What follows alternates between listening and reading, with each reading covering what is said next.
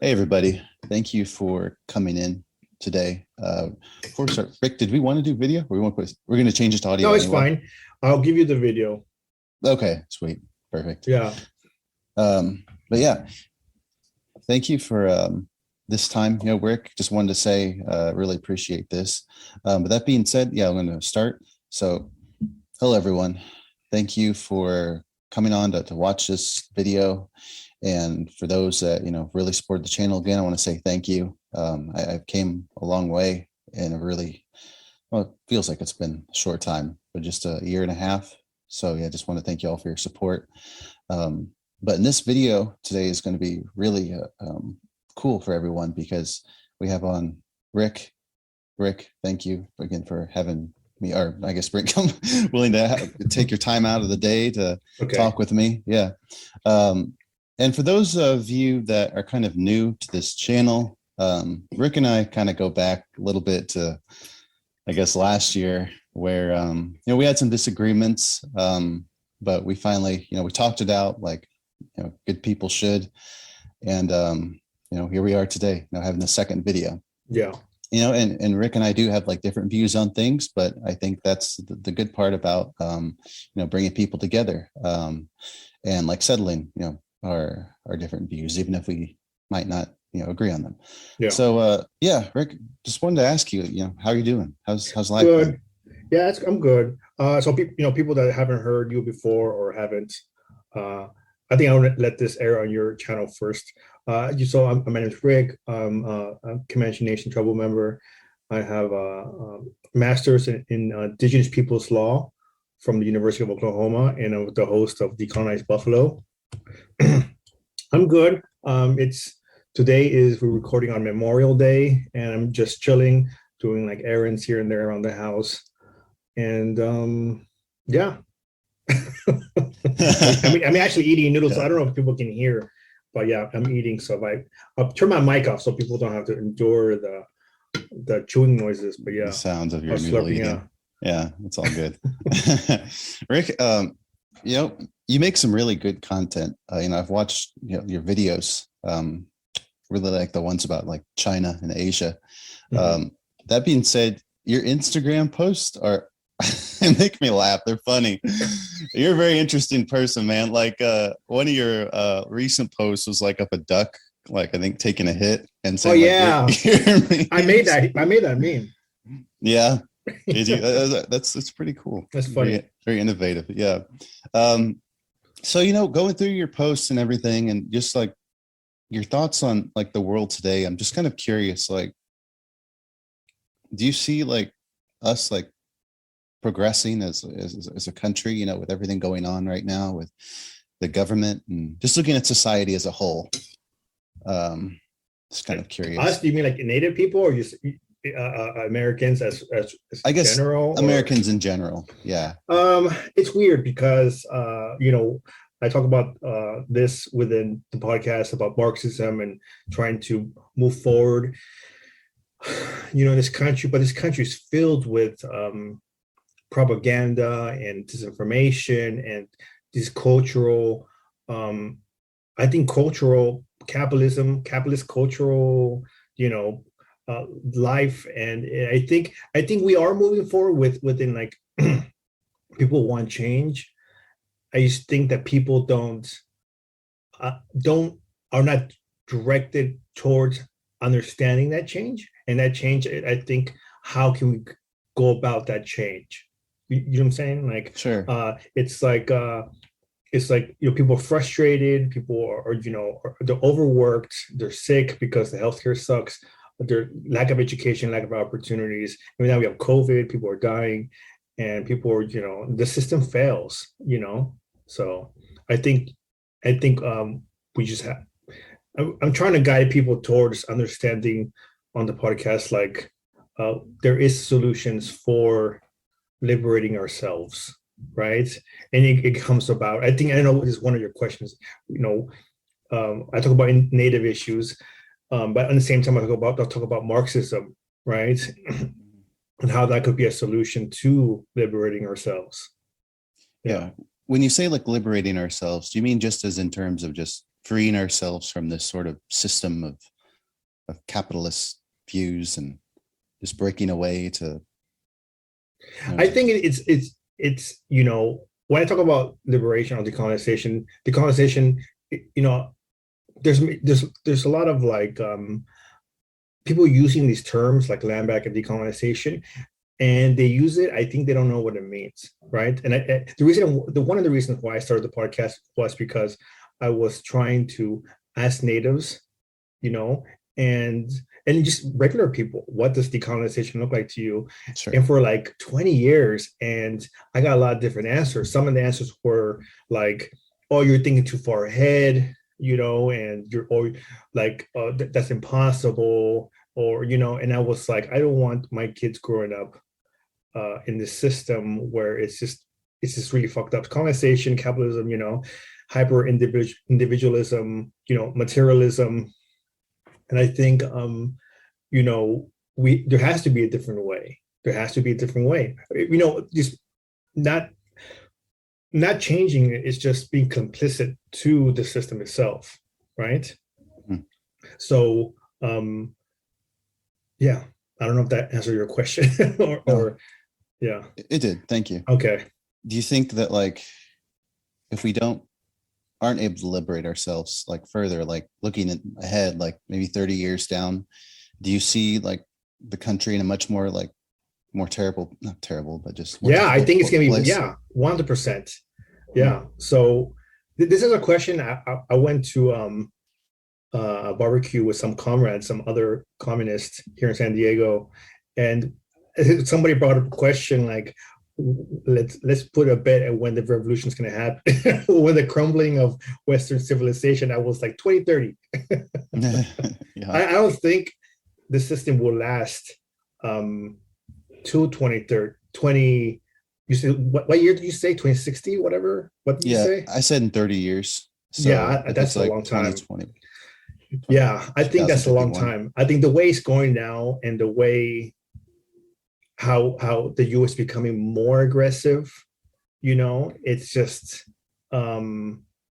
it's almost like it's the West is like clawing for control, but it's like losing control at the same time. The world. We just see too, like for example, with the Russia-Ukraine thing, they tried to put sanctions on Ukraine, and the only people that supported sanctions on Ukraine was the West and Japan.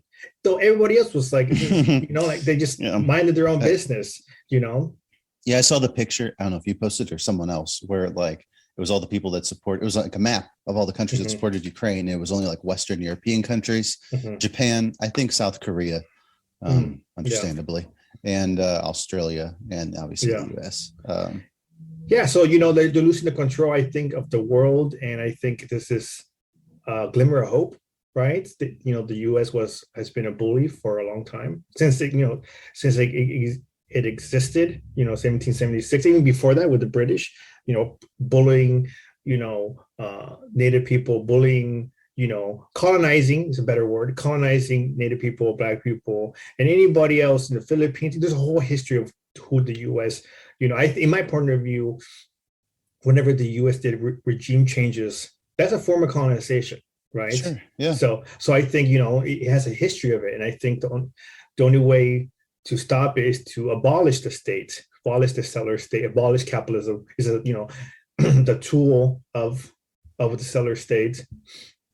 And I think that's the only way to move forward, to stop all this bullshit, to make the world a little bit more in harmony, So now that China's grown, into a greater power, I think, and Russia too, and Iran, and Syria, all these, Venezuela, Bolivia, all these places that are,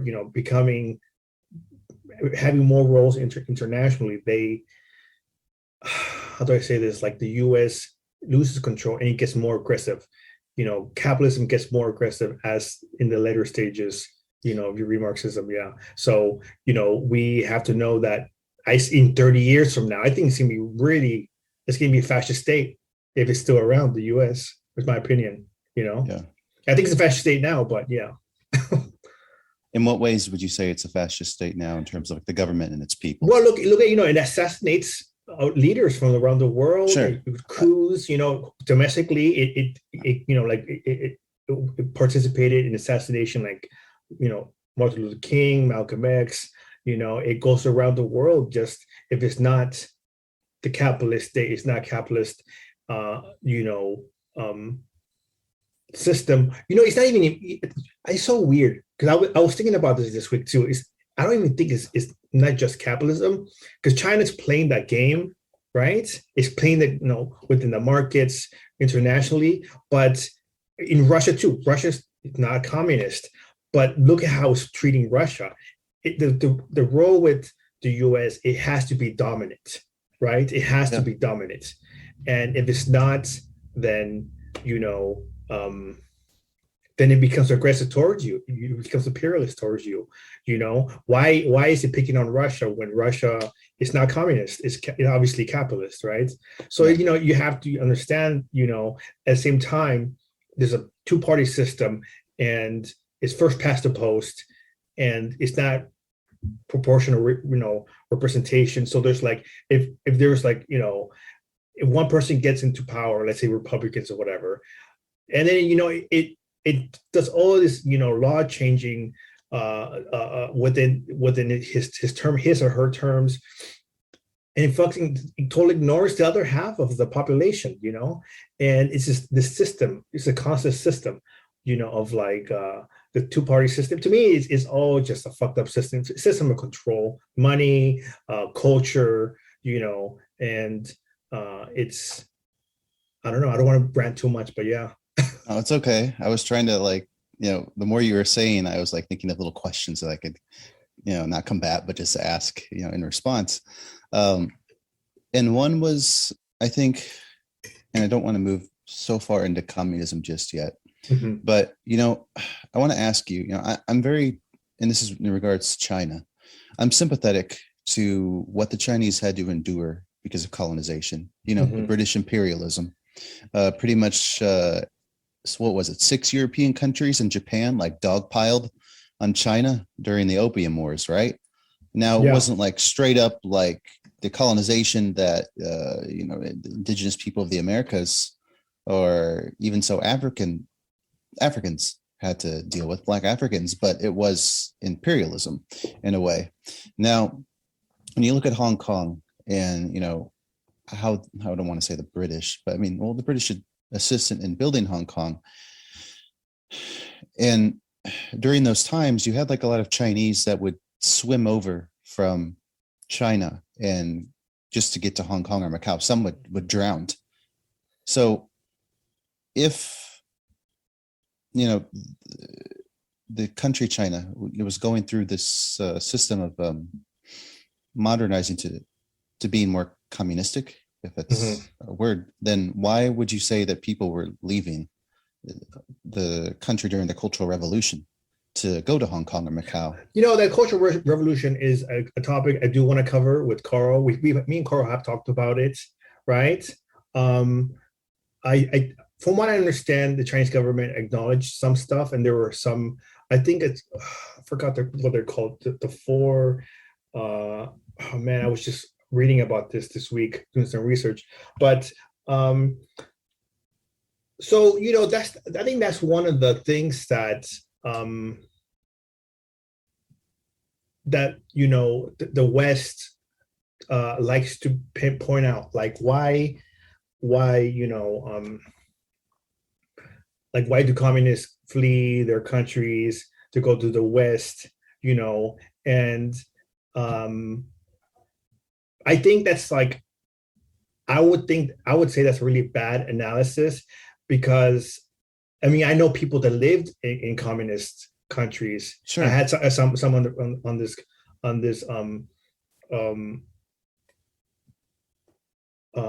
on my podcast for one was for Bulgaria, and that person from Bulgaria I know personally, right? She lived as a little kid in communist Bulgaria.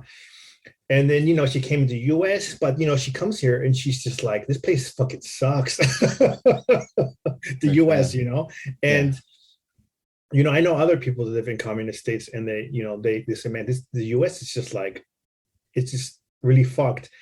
and I think back in the day, there was this like really hype. There was obviously like propaganda, like obviously movies. If you go to the 80s, there was a lot of like anti-Russian like propaganda. Like what was that red movie? The movie was like Red Storm or whatever that with Red with Storm, the Wolverines or whatever. They were like, those kids fighting the Russian army. where they're paratrooping into the United States in the beginning, right? Really, it was like really Red Dawn, the Russians and Cubans. Red Dawn.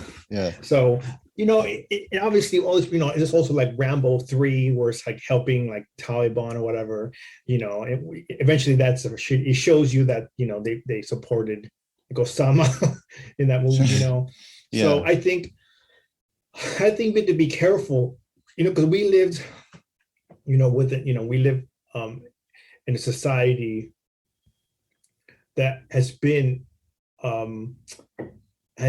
dominated by capitalism, by feudalism, capitalism, and that now that we have people that are Marxist. Marxism is a science, and we say, hey, there's a better way for everybody to have what they need. We don't have to be excessive with our needs, and some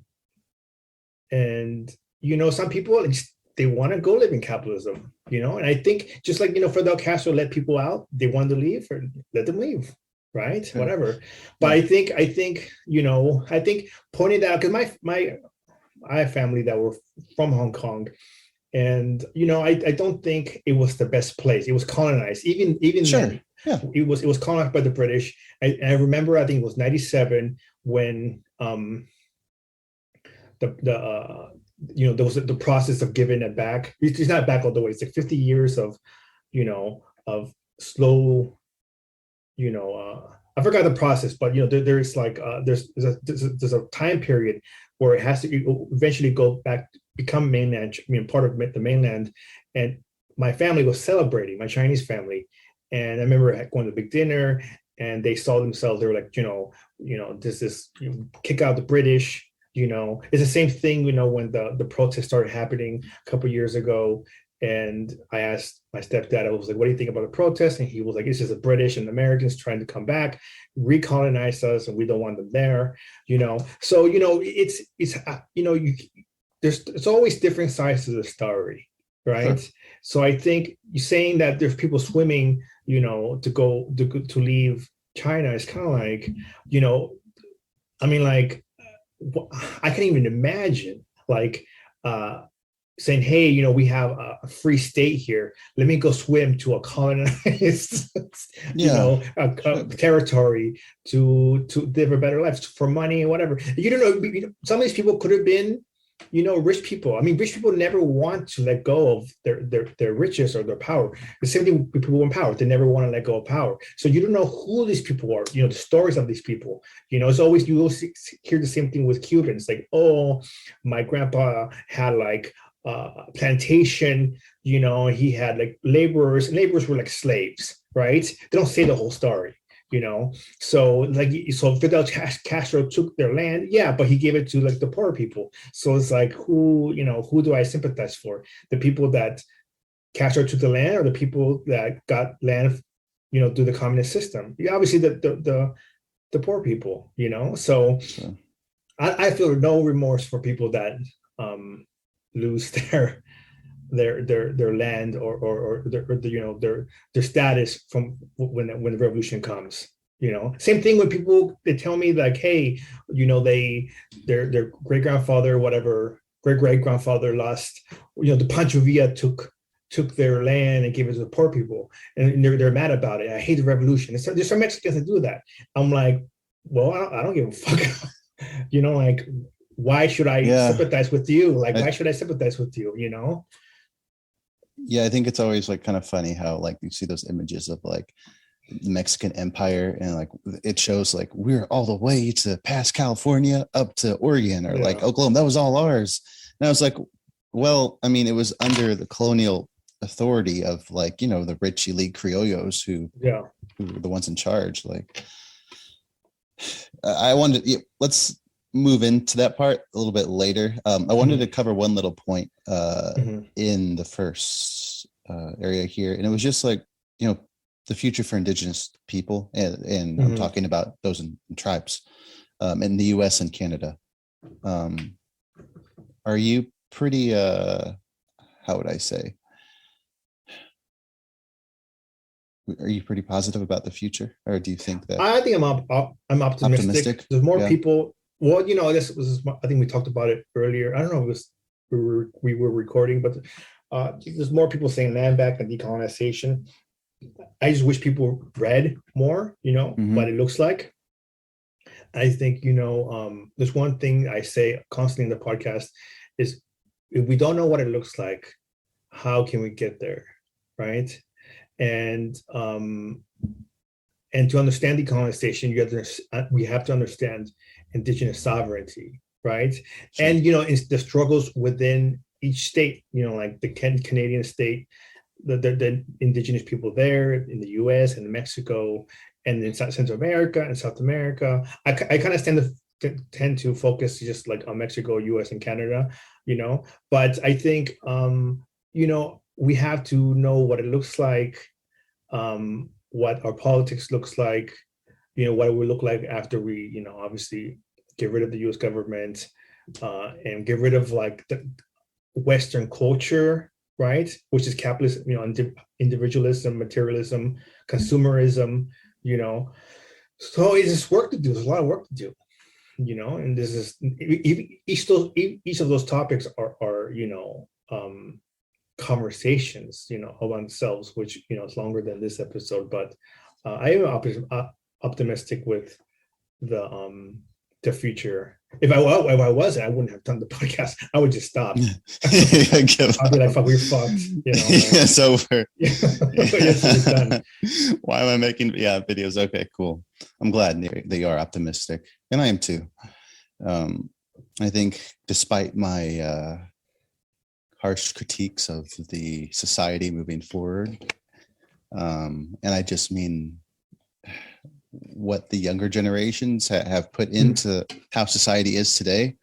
I'm critical in some things, specifically like I don't know where you stand on this, Rick, but just like a lot of social justice movements that move too far extremely left for me, to a point where I'm just like, what? You think I'm too far to the left? Oh, no.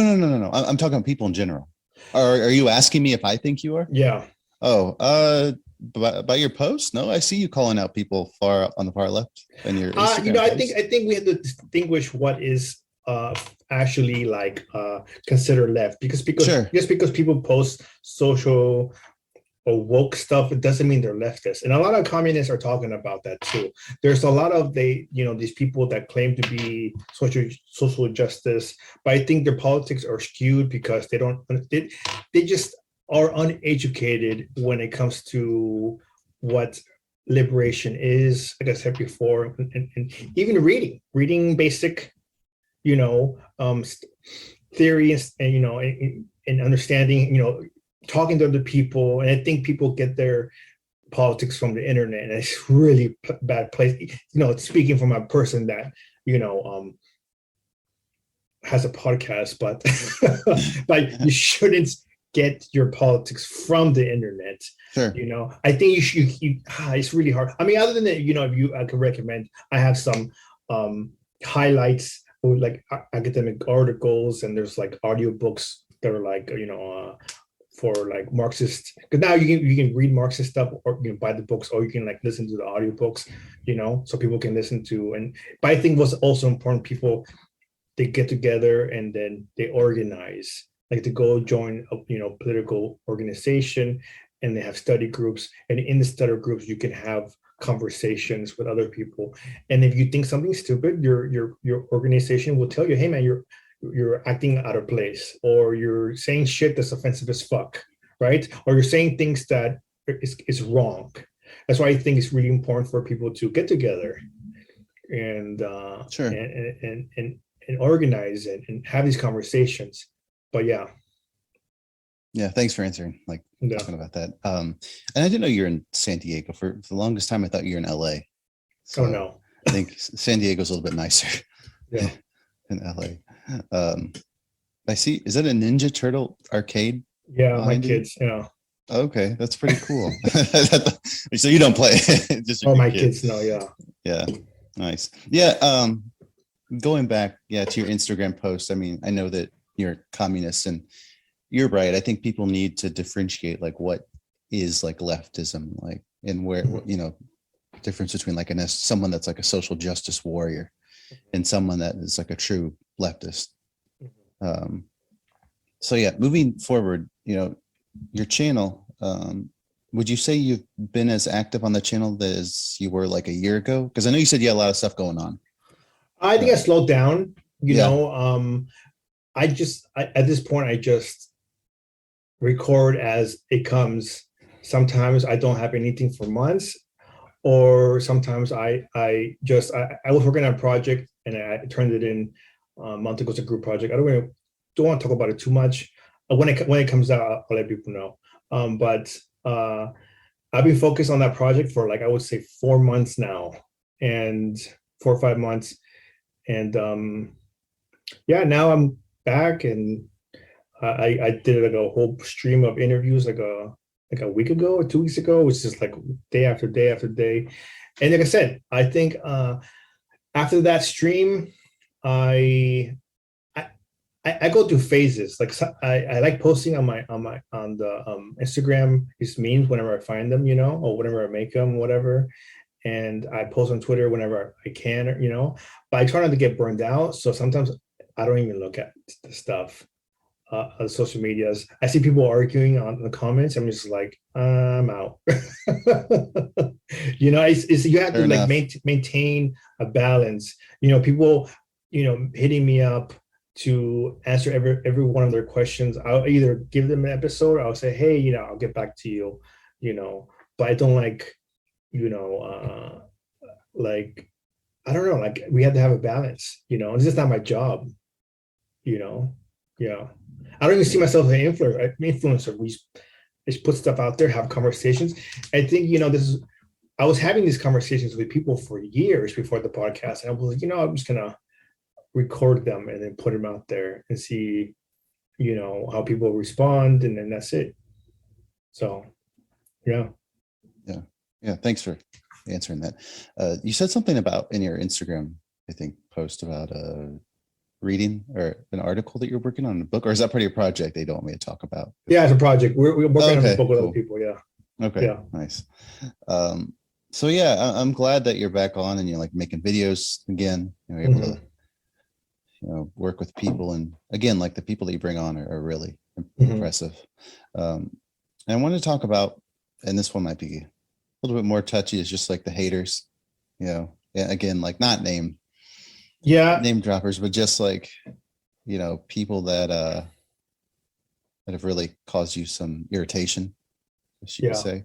No, I think that's the problem with the internet. Is people they stress out over like other people that say something different, over the internet, and people like they like to hate follow.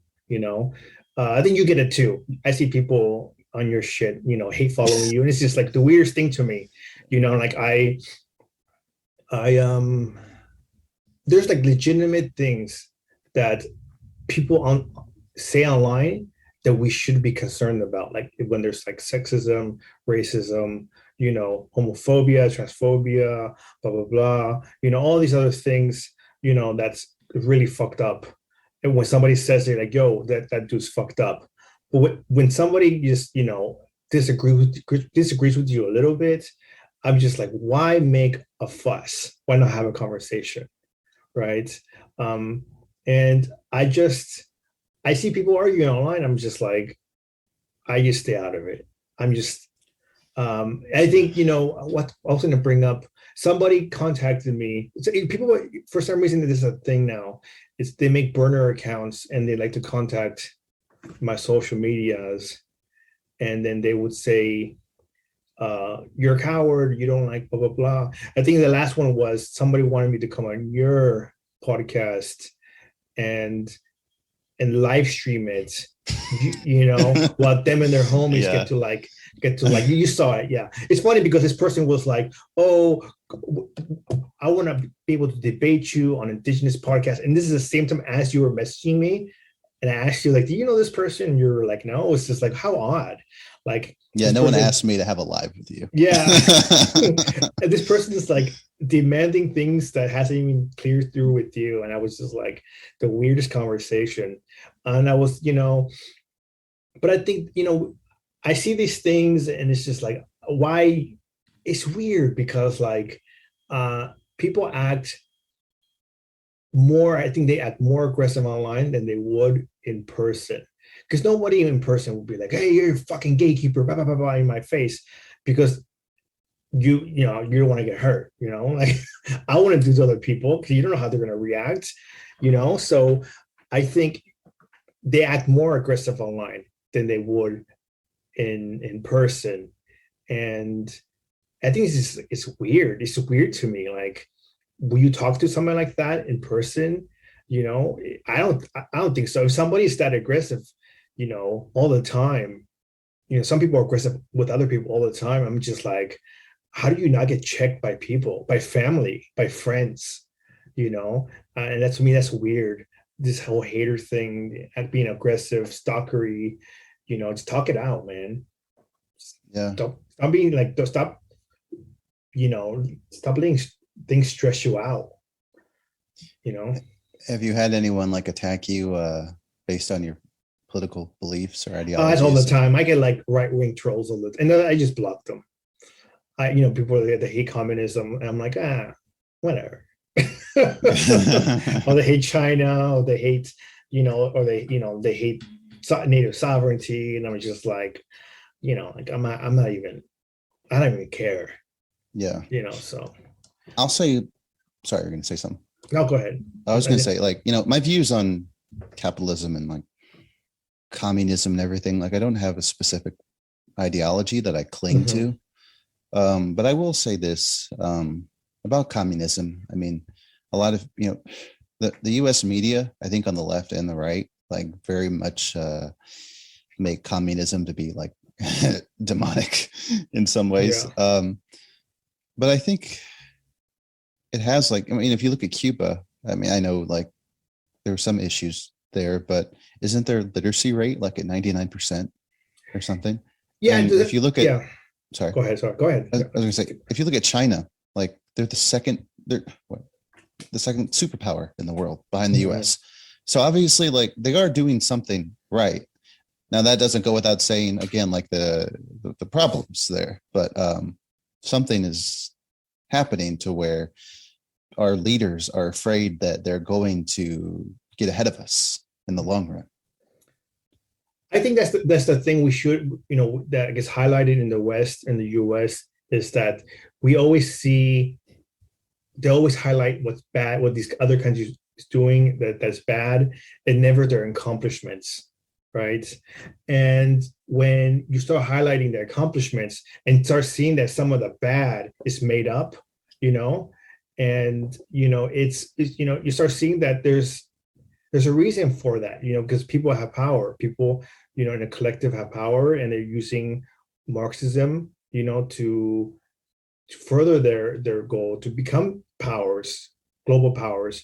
So it's not just the US or the West dominating the world. Now it's, colonized people that were colonized in the past, becoming superpowers. I think that's where China scares the US, is that they were colonized, and then now they have risen to a point of power, to its to where, I don't see China ever being colonized again, and it's really crazy because like I said, I grew up with my stepfather, and he taught me about colonization in Hong Kong, in China, and the conversations then growing up as a kid and conversations now, it's just like, he's old, but he's happy what has happened and what China's doing, in an international level, standing up for themselves, and this sense of pride against, these colonizers. And there's, like, that's what I want for Native people, for people around the world, right? And I'm glad I got to see this in my lifetime, kind of dominating. I remember from like when I was a kid from the 80s, seeing pictures of like China, people with bicycles, to what it is now, right? It's just like totally different worlds, and talking to my stepdad, his family, it's just like it's just like they're building a society that's that, that's like a beacon of hope in my point of view, and people are thriving there, and you don't hear like like you said earlier, like, oh, people are swimming to Hong Kong to flee. Now people in China, like it's changed. There had to be work. I mean, work was done. People think that revolution or decolonization. Let's say tomorrow the native people, the U.S. government crumbles and the native people get their land back. There's work to be done. There will be work, and that work, some of it is going to be struggle. Just because the U.S. the government's gone, this and that, doesn't mean there's not work to do. And that work, a lot of that work can be hard, very hard, and you have to find a way to do it. And I think Marxism has the answers, So that's where I'm pushing, so people can like read these things and understand these things, so we don't get deceived by fake Marxists, because they're out there. And they have platforms, pretty big platforms. So yeah. But have you ever gotten like, I won't say like attacked, or like anyone got after you for saying, oh, but that's still like a colonizer, yeah, people have said that. People have said ideology. That's a colonizer ideology. But you have to really think about it, like Marxism is a science. It's not a one size fits all. There's the way China did it is different from the way Cuba did it, different from the way Venezuela's doing it, different from the way the Soviet Union's doing it. It's a science. So it doesn't have to be like you have to do it. I don't like that concept of like, oh, but look at how Venezuela's doing it. Let's do it like them. No, it's going to be different here. It's going to be different, everywhere we are. So I think we this whole thing that is like a colonizer thing, it's there's always the quote that people say that Marx got his inspiration from native people, how they live collectively, and some of it's true, even though I think the way he worded it is like primitive, whatever. But still, like I think even now, how I've said in the podcast mine that lots of our economies are just like ran nationalistic, right? Where the tribal businesses are ran certain way where it's not controlled by one person, it's controlled by the people as a whole, right? Yeah. So I mean, I don't know what to answer your question. Sure, it's okay. I think my opposition, or just like minuscule oppositions to communism, is just like, communism, you believe that everyone should get their fair piece, right, of what they've worked hard for. Mm-hmm. But I guess that thing is like, who's distributing that to everyone? One, and two is that like, I don't believe that humans are biologically wired to be satisfied. I think we're raised to want to get ahead of one another. We're naturally competitive, I think. You or think at least that?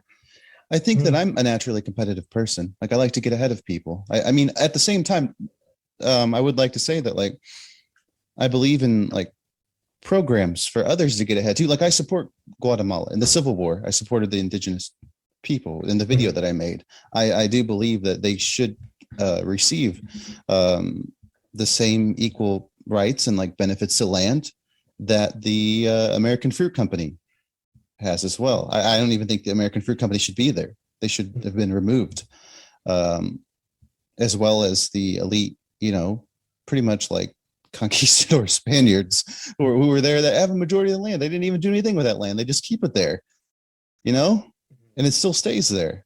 But I just believe that in some way that a lot of us are wired to get ahead. I hope what I said kind of like makes sense though, like where you see where I'm coming from. And I would ask the question, why can't we get ahead collectively? Sure. You know what I I'm saying? understand that. Yeah. Because it's one thing if you're competitive, people can be competitive in sports, and teams and and whatever. But it's another thing being competitive and like to the point where like your competitiveness could be exploiting people, right? Exploiting their Sure. labor, exploiting their Yeah. resources. I- So I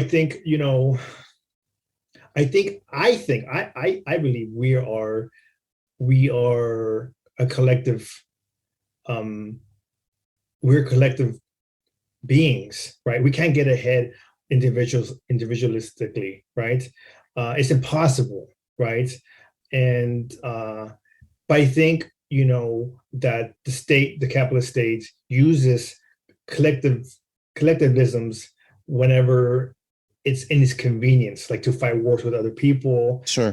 for programs whenever it benefits the programs for themselves, or to like fix problems domestically, But I think uh, this whole notions of individualism has came about from um, capitalism, and we have to go back to the history of capitalism, how during the time of feudalism, where there's like lords and kings and all these knights or whatever, and capitalism was a way to break away from that system. It was revolutionary in that time, but it became exploitative. Like now, lords, like these feudal lords became like fucking capitalist barons and like rich as fuck, Yeah. and exploiting people. Now people had to go work from the farm, had to go work in factories for a little bit, and then obviously that's where socialism comes in. They're protesting for better working conditions, and this is where Marx theories comes in. And I think realistically, we are a collective society. We are collective Sure. beings. Yeah. It's the societies we live in. It's just it's fixed for hyper individualism, and the state, the settler colonial state, uh, um, keeps pushing that culture of Okay. individualism, so it can just whenever individuals pop up, hey, in challenge state, it will squash them. But we work together in organizations, in organizing, like I say, study groups, blah blah blah. Like we can work together to overthrow that state and make a new society, because Sure. we should not be individualistic. Native people are not individualistic. Our sovereignty is based on a community, right? Our culture is based on community. Our community's relationship to the land, relationship with each other, relationship with other communities around us, right? Yeah. Mhm. So I think that abolishing individualism. I mean, there's always going to be individuals. Obviously, we are individuals, but like as a society, we should move together collectively. I don't know if that makes sense. That makes So sense. I think that's where I think we think differently. Is that I think I'm trying to push for a society where we are collective together, and not just with Native people, just like Native people with other ethnicities, towards a society of collective. What does that look like? Mhm. I keep asking that question. What does decolonization look like for people that are not Native? We have to ask that question. Sure. I get that. And I even think that the Incan Empire was in its own way very much communist or socialist, maybe. I don't know too much about Incan empires. I can't really comment Sure. on that. Oh, it's okay. No, that's just what I read in the articles. Okay. So you're right about that. Like there are a lot of natives that just operate in a very collective way. And I respect that as well. Because I think it's important to, be surrounded by others and get from point A to point B. Because I think that even the younger generations that went through COVID, they had to rely a lot on their family. It wasn't just alone. Yeah. If they did that all by themselves, then a lot of them would be screwed. So I do believe in, collectivism. what I wanted to say about capitalism. I have my critique on capitalism too. I think that if you are like on the cheer squad for Elon Musk to get to $1 trillion, then I think you need to go back to square one to when you were a baby and start over. Elon Musk is the worst. Yeah. I fucking hate that dude. Dude, there's a meme of him in a Times Square cover and the title was like Colonizer of the Year. There was Elon Musk. I think Times Square, whatever it's called. Sorry. Yeah, I think there was somebody when the whole coup in Bolivia happened, and somebody asked him about it. He said something like, "There's a tweet that he was like, we're gonna coup whoever we want to coup," and I was like, "Oh, that's ballsy, right?" I was like, somebody's to punch this dude, or just fucking. I don't want get flagged for violence, but somebody's to do something to this dude. He's way too ballsy online. But it's my opinion. Who's that guy with the last name of Malcolm? Or what was his name? I don't know. He was a guy that you brought up on your Twitter. I think he's a communist, but he just does not respect land back at all. Oh, Malcolm. Malcolm, yeah. That guy. I've heard a lot about him, but I've never seen any of his videos. But from what I understand, he is a communist. He just doesn't have that much knowledge on land back.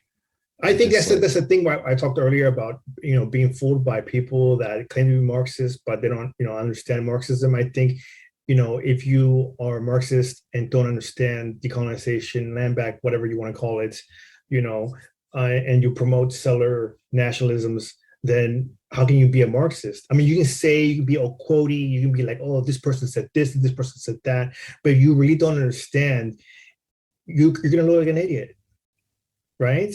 Yeah. And I think that's where that person, in my point of view, falls under. Like, he's smart as hell, and I had him on my Facebook, my personal Facebook, and and as time went by, I start seeing like the cracks, and I was like, oh man, this dude, and then he blocked me because I started challenging him. He said some stuff. He's against decolonization, but he's for Aslan, and that doesn't make sense because Aslan's not decolonization, but that's a whole different conversation. But I was like, I started challenging him on that. He just blocked the podcast, blocked me personally too, and I think it's rough, it's people, they go online and it's okay. I always tell people it's okay to say you don't know, right? Sure. Like I said, the whole income thing, I don't know about that. I don't want to like say something that I don't know. And I think that's where people, they want to go online and they say stuff because they want more followers, and then they say things they don't know about, and then they get shitted on, right? And instead of saying, hey man, I don't know about this, he like kind of like stood his ground, and people were like, no man, you're really fucking up, and this sucks, it sucks for them. Sometimes you just gotta say when you don't know. Instead of like humiliating yourself more. No, part of like politics is learning other people's struggles, learning other people's perspectives. If somebody, if I say something ignorant about the Black community, or like with any other Chinese community, any other community, if somebody came up to me and said, "Hey, you're saying something wrong," I would want to hear them, right? I wouldn't just be like, no, this is what I believe, and I mean, it's weird. It's weird from seeing that, but whatever, Yeah. I mean, I don't follow this dude. I don't hate follow him. Like, he says stupid shit. There's other people that hate follow this dude, and he says some racist shit in my point of view, Maupin, but in Haas and Wash and all them, they say racist shit, and and it's the community's smart enough to see who they are, but they think people are dumb, in my point of view, and it's like they're not. The community's smart enough, so it's. These people expose themselves. Interesting human being. Doesn't respect land back, but he supports Atslon. Yeah. Well, I don't want to say more and summon him to the channel. Yeah. I want to bring up one other thing. In regards to China, this one time, you'll like this. this I don't know if it was Vice or BuzzFeed. They were making a video about the protests in Hong Kong, and I literally saw this girl. I don't know what her name was, some social leader who was wearing like the British Hong Kong flag on her shirt, but supporting Hong Kong independence at the same time. And I think that at least the people in the United States don't understand how the Kowloon Peninsula, Hong Kong itself, was acquired. Like, I'll have to show you this article. It's really interesting. It shows just the inaccuracies and just like the problems I think people don't understand about the British, their imperialism, specifically British Hong Kong at the time. And that is that after the Opium War, I don't know if people don't think that there weren't people already living on Hong Kong once the British acquired that. They like killed at least, I don't know, 10 or 20 people that didn't want to leave their land. So those people died. The British soldiers like shot them. And that's how they acquired, I mean, obviously the war, but they killed people that were living there, and that's not to go without saying that, further ahead, like, yes, the British had a part in building up Hong Kong, but there was corruption. There was blatant racism. The cops were racist. They got to live up on this nice hill, and Chinese weren't allowed there. They could pretty much treat the Chinese however they wanted, and they'd get away with it because they're British and they saw Hong Kong as theirs. And slavery was still around much longer than I think people realize. Again, it's an article that I'd like to find, and I'll share it with you. But again, like, kind of goes back to like my sympathies towards colonialism that China had to deal with. Yeah, people don't understand that those protests were funded by the CIA, MI6. There's like the National Endowment for Democracy, NED, right? Which brings up these quote unquote movements, and they make it sound like social justice and woke, right? You're pretty accurate that you think it was CIA. Oh, right? it was. You're 100%. Yeah, it was. It was funded. So they'll be like, oh, I think what they were saying is like mainland China is colonizing Hong Kong. And to me, some of the most preposterous shit That's I've a ever heard. bro moment right there. Yeah, right? What the fuck is that, dude? Like, my family's from Hong Kong, and when, like I said, '97, when they were doing the transfer, and my stepdad sees himself as Chinese. He doesn't see himself as like, yeah, he's born in Hong Kong, blah blah blah, but he says we are Chinese, we're all one people, not one. He's not one people. We're all one nation, But it's one of those things that we have to be careful about who these people are funded by, and I think that they use that the CIA, they do use wokeness. There was a commercial. This lady was like, "I'm the first queer Latina CIA agent."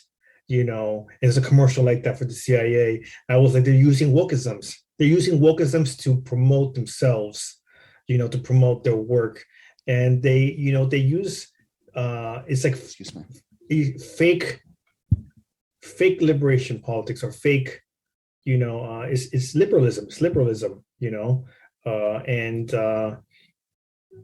yeah, so we need to be really careful about who we back. And again, there's some people that come on my social medias and they get mad that I'm not saying, that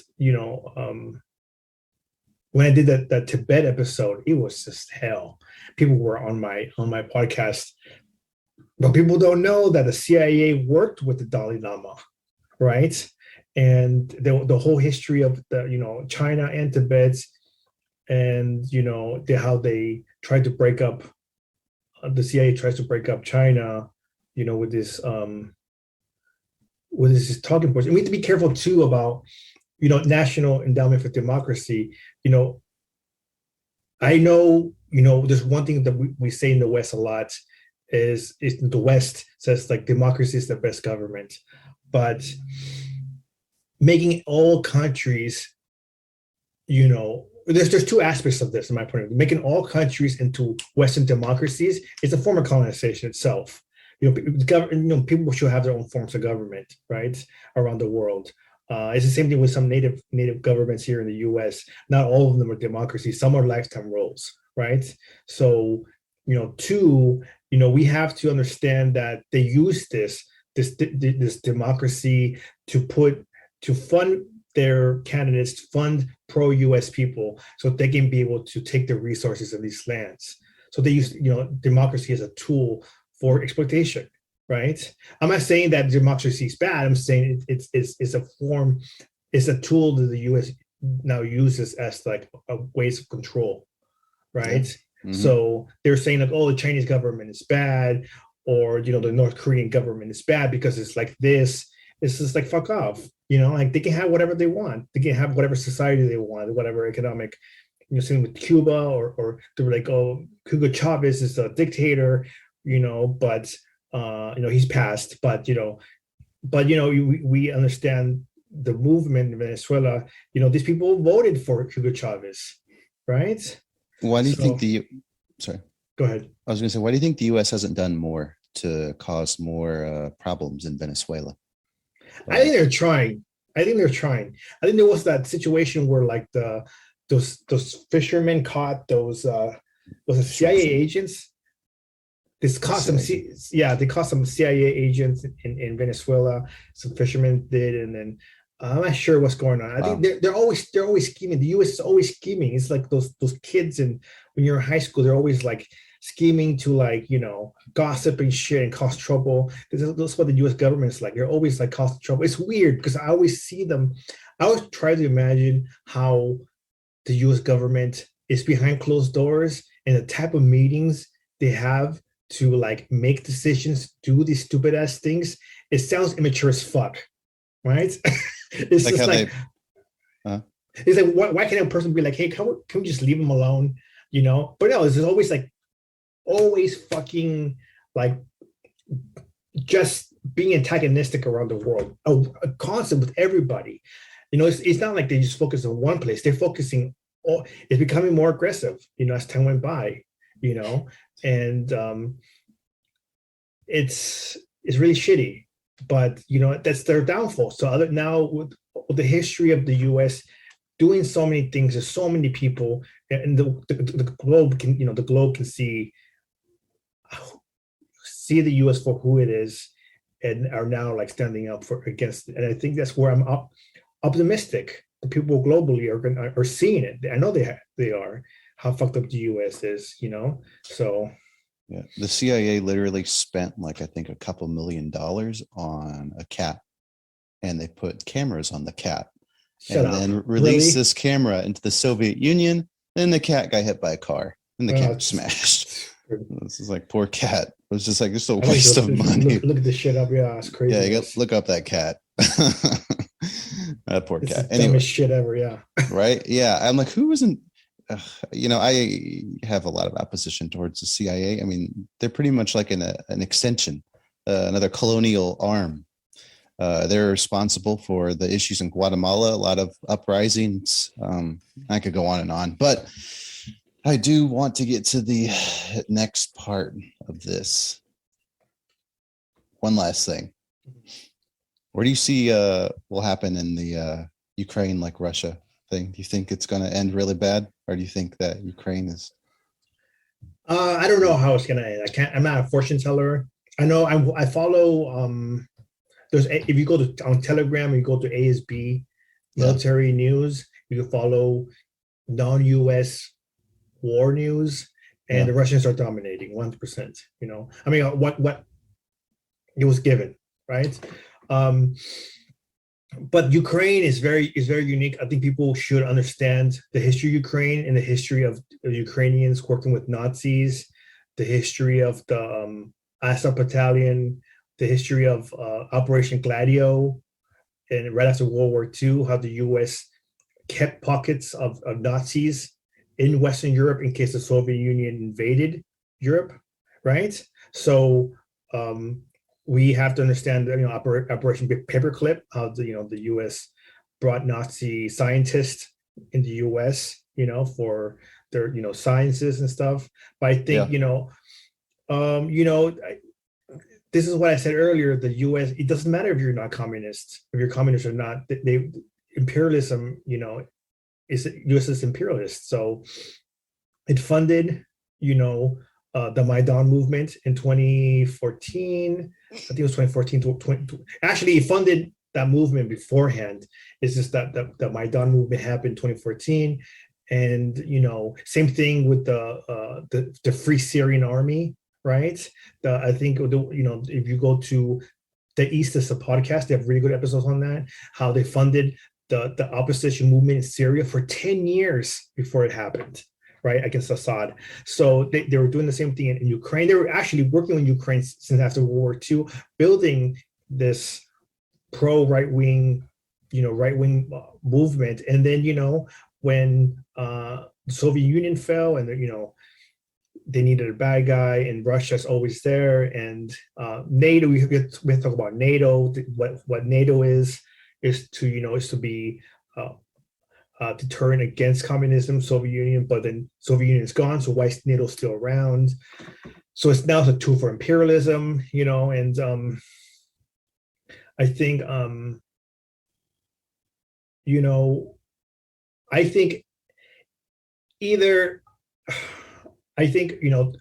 Russians are going to win, and there's going to be a free Ukrainian state, or the Russians are going to absorb some of Ukraine themselves, right? The Donbass. Yeah, or even all of it, because they're talking about people want to vote to. I think I saw a post. There was the people of Ukraine want to be part of Russia again. I think that happened within Crimea, wasn't it? They became part of Russia. If people voted, so. Or there could be, like worst case scenarios. There could be like a false flag, just like they did in Syria, where they blame the Russians for like some kind of like biological weapon attack or chemical weapon attack, or any kind of those crimes, and the U.S. will try to get into it, or like say that Russians did this when they didn't do it, and then it would cause a bigger conflict. Do I think the U.S. wants to get in a conflict with Russia? Fuck no. No way. So I think I think Ukraine is just a lost cause. And I think there's a video not that long ago, and I watch these videos, and I always have videos in the background, but like there was a video where Hillary said not that long ago, where she compared Russia being in Ukraine to what the Soviet Union was in Afghanistan, and she thinks that it's going to like destabilize Russia. But I don't think so. I think it's making it stronger, right? The Russian ruble is stronger than before the conflict, right? Now the partnership with with China, my bad, is stronger, right? And people in Russia are supporting Putin a lot more.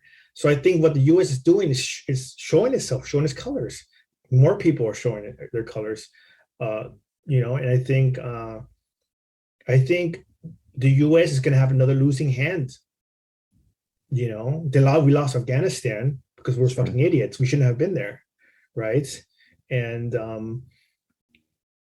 now we're going to lose, this proxy wars. The U.S. I think it didn't win Syria, the proxy war, and it's really hard. It's really trying to win Syria. But I think it's going to, just like Afghanistan, they're gonna have to be driven out of Syria sooner or later, right? And the reason why they didn't overthrow Assad was because the Russians were there, right? And the reason why they overthrew Gaddafi, why? Because the Russians didn't help, right? And I think they should. I think Putin had said something like in his Oliver Stone documentary, like 9 hours of interview, is he says something like, if he was the president or whatever at that time, he would have not let the U.S. overthrow Gaddafi or something like that. So now Putin's in power again, and he's not letting the U.S. throw their weight around against Russians, against other people. It destabilizes the world. Look at Libya now. It's a failed state. The U.S. doesn't give a fuck about Dictators don't give a fuck about being able to destabilize the region, to get resources, to make sure they don't get their power doesn't get threatened. Yeah. So you know what I think is funny? Oh, I shouldn't say funny, but somewhat humorous, is that a lot of leaders that American leaders that are very much like conservative people or very far right people, they very much oppose Islam in like every way, Muslims in general. And I mean people that like really don't like Islam, but they'll also be like, oh, hey, what's going on in China with like the Uyghur? Like oh my gosh, those poor Muslim people, we got to go save them, or just like things like that. So it's you see the hypocrisy of our leaders sometimes. It's interesting to point out. But yeah, I have different beliefs, I think, than you on Russia. But I thought that maybe it would lead to like a ticking time bomb in terms of like how this is going to turn out. Yeah. But I don't, I have friends in Georgia and Azerbaijan. I mean, I have Russian friends too. So I'm like supportive of their like causes. But I feel bad for like a lot of the Russians that, I don't know what you've heard or seen, but a lot that were kind of like conscripts. Like if you look at the soldiers that were first like sent in the initial like 153,000 like man like invasion, they look way different than the ones that are in Mariupol right now. The soldiers, I mean, and to me, like the ones in Mariupol right now that are fighting like intensely, they don't look like conscripts. They don't look like guys that don't want to be there. But that's just my point of view. But anyway, I feel like I'm gonna have to divide this video up into two sections. So we'll try and get to like the beefy part here, and that's just like first Indigenous people, and like what you see is like the main issue with the governments here and the people. Would you just say it's like the I guess I want to say disrespect, but sometimes just zero like disregards for just native sovereignty? There's no respect people whatsoever. Like not in the government, or like you're talking about the government? Yeah, like the American government, like the Canadian government, like the issue, between like nations, indigenous nations. I mean, this is very simple. The U.S. is the Canadian states, the Mexican government. They're all just settler states. There might be some sympathies, or not even sympathies, like some performative actions, like within these governments, like, Native American month, or like, oh, look at this and look what we're doing together. But eventually, people in power don't give up their power, right? So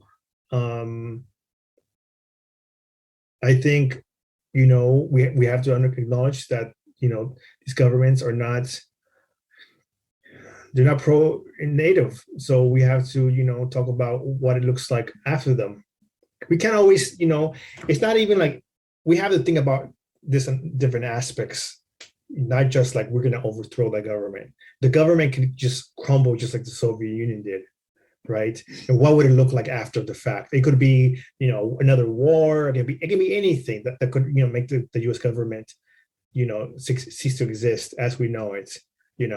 So we have to know what it looks like. And then I had on one of my episodes, there was a comrade Yamo. He said something that really struck me, was that native or tribal governments have done more decolonial work than any communist organization in the U.S.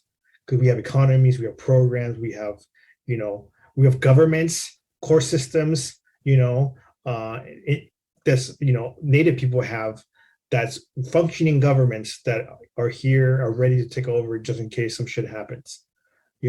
So we have to acknowledge that they exist, and this is why I keep harping over and over on the podcast about our sovereignty, because without our sovereignty, there's no decolonization. Decolonization cannot exist without native governments, existing after the abolishment of the settler state and capitalism. Sure. So, but I mean, the relationship is shitty. I mean, like, I mean, it's the U.S. government only gives a fuck about itself whenever, and it only works with the governments, with tribal governments, whenever it's convenient for them. It's very performative, right? Yeah, I mean, they've broken treaties. Mhm. They take resources.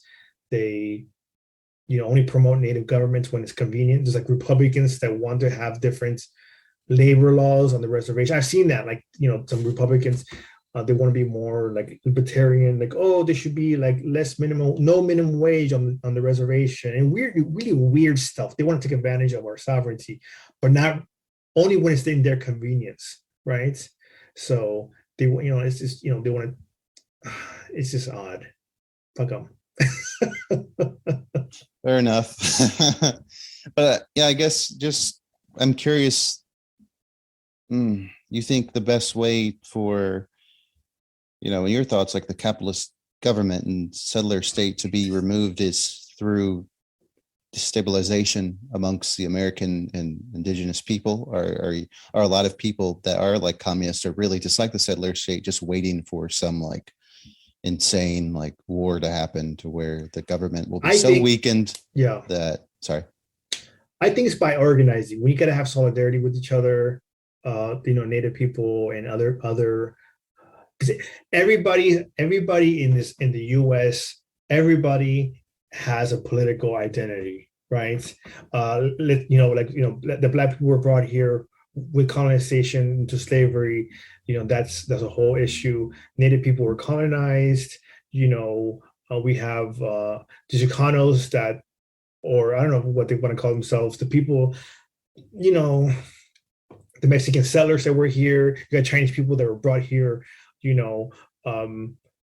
forcefully, just like Black people did. They were lied to, and they're brought here to work on the railroads, and in the economy in the West Coast.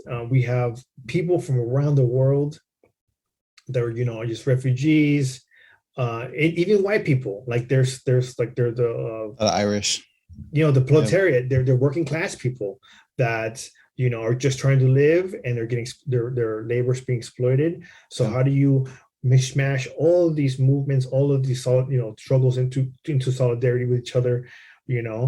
That's how we have to move forward. And I think if we don't have solidarity now, even if there was like another government overthrowing the U.S., the U.S. government, for example, there will be such a fucking like it would be a mess because we wouldn't understand our each other, have solidarity. You know what I'm saying? Sure. So I think this is where I talk about. Even in the podcast, I talk with Rainier Shea. He's a white or Irish. I think he's Irish. A comrade, and we talk about solidarity between white and indigenous Marxists, and moving forward and understanding decolonization, and because there are people, like I said earlier, that they just like Maupin that don't understand land back, and their idea of decolonization or like is like just communism. And like we'll have a communist state, and the native people can be over there, and they can be autonomous over there, like an asterisk, right?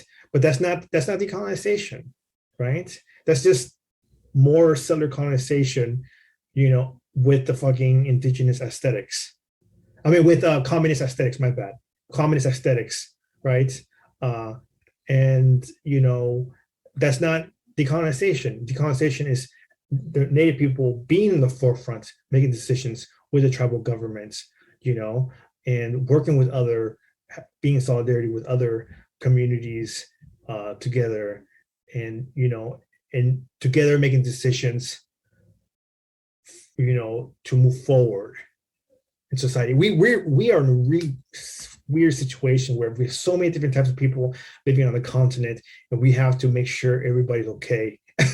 It goes back to the whole collective society movement. Yeah. Because it's not just native people. You can see land back. Okay, we give native people land. What about everybody else? We're going to go do everybody's background and pick and choose and ship them back. It's impossible, right? It's not just white people. There's people from all over the world in this. Settlers, or if you read decolonization is not a metaphor by Tucker Yang. Settlers are not just white people. They're people from around the world that wanted to be American. Indians, Arabs, Yeah, everybody, Asians, anybody Africans. that wanted to be, except the people that were brought here forcefully, right? I'm talking about the people that weren't brought here. They came here to be part of the American system, to be part of American nationalism, to be capitalist, to have a piece of the pie. So the settlers come from all different colors, different ethnicities. So what do we do with these people? Some people are really mixed, we intermix. So we have now think of a society, what it looks like to have decolonization for Native people and non-Native people.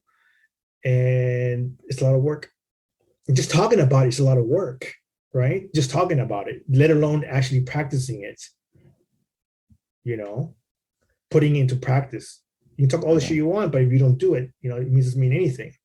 I can say I'm gonna punch Bob over there, but if I don't do anything, it doesn't mean shit. Yeah, right. I was talking shit, but not doing anything, Yeah, no, I get you. So it feels that, like, with the importance of sovereignty, I think one thing that people really get wrong is just the land back, like the treaties and whatnot, were broken. Okay. I don't think people get that. That's that my question was to you, was like what you think, like what do I think about the treaties? I mean, not treaties, just like what people get wrong about sovereignty. And I'm talking about like just normal people, non-native people. I should say normal, non-native people, non-indigenous people. We're some higher entity. Normies, yeah. I think they just don't know that. I talk to regular people and they non-native people, and they say, oh, they're just shocked that we have tribal governments, court systems, economies, programs, and I think it sucks that they don't know this stuff is happening because everybody's so into their own little world, watching Netflix and on social media. But I think once it's the point of the podcast is to help people see these different perspectives, and then so they can, analyze and move forward, But I think it's something that just a conversation could help, if, having the conversation, will help people see that there is systems here. So, native governments, that exist. And then when they see that, but it gets even worse, you have to think about, like, if the regular American doesn't know this, and you have to think of the other people in other countries that don't know what's going on in the U.S. When I was in the military, when I went to Afghanistan for a year, there was this shop that sold wooden carvings, right? Like a person that just carved, little designs and stuff. There was one where there was like an eagle, and then like on the bottom of it was like a native dude's, like his face, right? And somebody was like, oh, one of the fucking other soldiers was like, hey, look, it's you, to me, the Indian that was like, oh, whatever. And then that, the obviously that's fucking racist, but the Afghanistan dude, the thing that stood out was Afghanistan dude was like, no, they can't be you. And I was, they were, and then the other soldiers were like, why? And the Afghanistan dude was like, because the Indians don't exist anymore. They're all dead, right? And I was just like, oh my God. And I get this a lot from people from other countries. When I traveled, I would, I don't know if you get this, right? But I know, like, with, because I know you travel extensively abroad, I'm saying? Yeah. And people will tell me, oh my God, Native people still exist. I'm like, oh my God. Like, how did you not know this? This is very simple shit, right? So, that's scary because, like, now we have to, teach Americans what's going on, but we have to, like, show and teach people abroad what's going on, right? About our struggles. And that's hard because some people don't even think we exist. It's really strange. I remember hearing that like 2002, somebody told me, like, there's no such thing as like a full-blooded Indian, and like in 50 years they'll be dead. I was like, man, I gotta like live longer than 50 years then. Like I was like, I'm in my 20s, you know. Yeah. So I was just like, that doesn't make sense. Does that mean my kids are not gonna be native? I was thinking, I was like, what an ignorant comment. It was from a white lady, you know. And I was just like, what the fuck does that mean? You know? So people have these weird notions of, you know, of us, who we are in our you know, or so it's, you know, just who we are, let alone our politics, our sovereignty, and that's even more complex, you know. So, yeah, I think there's so many countries that really think that Native people don't exist, or again, like the whole like they're just an entity and aren't real. Especially a lot of countries that don't even have a good education system. Do you get that? I mean, you travel, but do you get that from people saying that Native people don't exist? I haven't heard something that extreme. Yeah. But I remember making a story saying that like people outside of the Americas really know very little about Indigenous people, or think that they're just some like small, tiny little population that don't matter. So I definitely think that the outside world needs to be educated, re-educated, I should say. But that's I think that's the thing too. I mean, I want to give you this one example, okay? And when I went to college, it was UC San Diego. There was a class literally named Decolonization, right? And they didn't have a Native Studies program, so this was, you know, a class that they're trying to, I don't know what they said, they were trying to experiment, or they're, you know, like trying out classes for, you know, Native Studies program, which I made a lot of hell for. I was like, you don't have a Native Studies program, it's fucking nuts, right? But in this class, the final was imagining decolonization. What does it look like for you? And that's all it was. Do PowerPoint, give like 30-minute thing, you know. I was like, fucking cake, right? Yeah. So I've been asked this question for a while. So I did a PowerPoint, you know, and the professor who was teaching this class was not Native. And, you know, he understood a lot of our issues, but when it came to this topic, it was I saw there was like a lack of understanding. I was like, I don't want to say I surpassed him, but I was like, bro, like, are you not in this level yet? Right? Yeah. Like, you're a fucking professor and you're teaching a decolonization class. You're not Native. And he said, how do you expect this vision to happen if the Native people are only 2% of the population?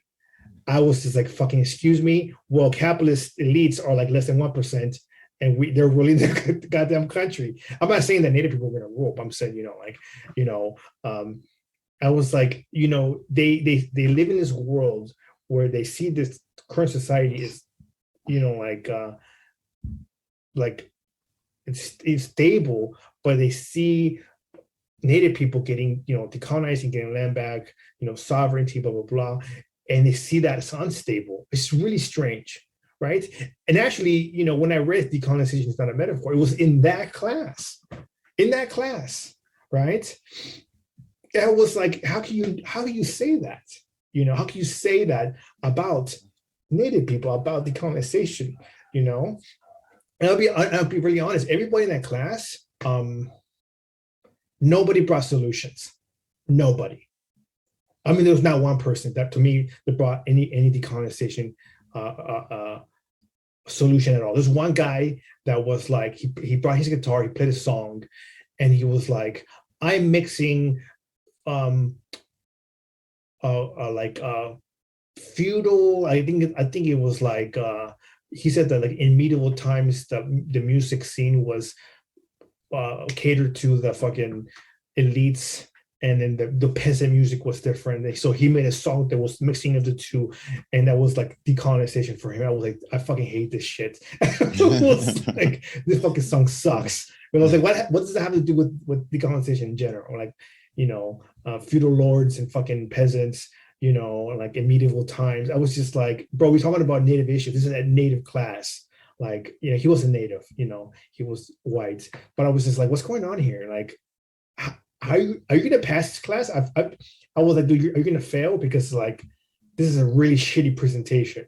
But I mean, this is more and more, that period showed me that people have a lack of understanding of our sovereignty, and and what decolonization is, and then having the imagination to imagine it, and then having to have the conversation without being condescending.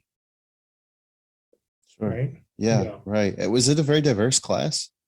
Yeah, it was very diverse. There were some native people in there, and there was people of different ethnicities.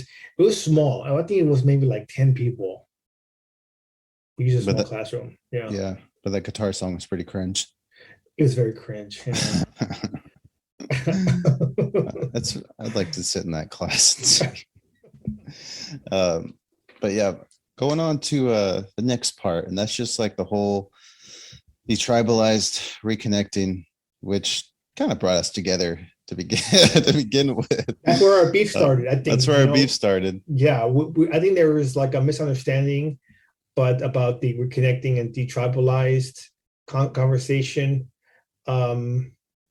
You start this conversation. I want to see where your questions, where your mind is on this. Yeah. So I'll answer this detribalized. What is a detribalized person in my best knowledge? And that is, I believe, someone,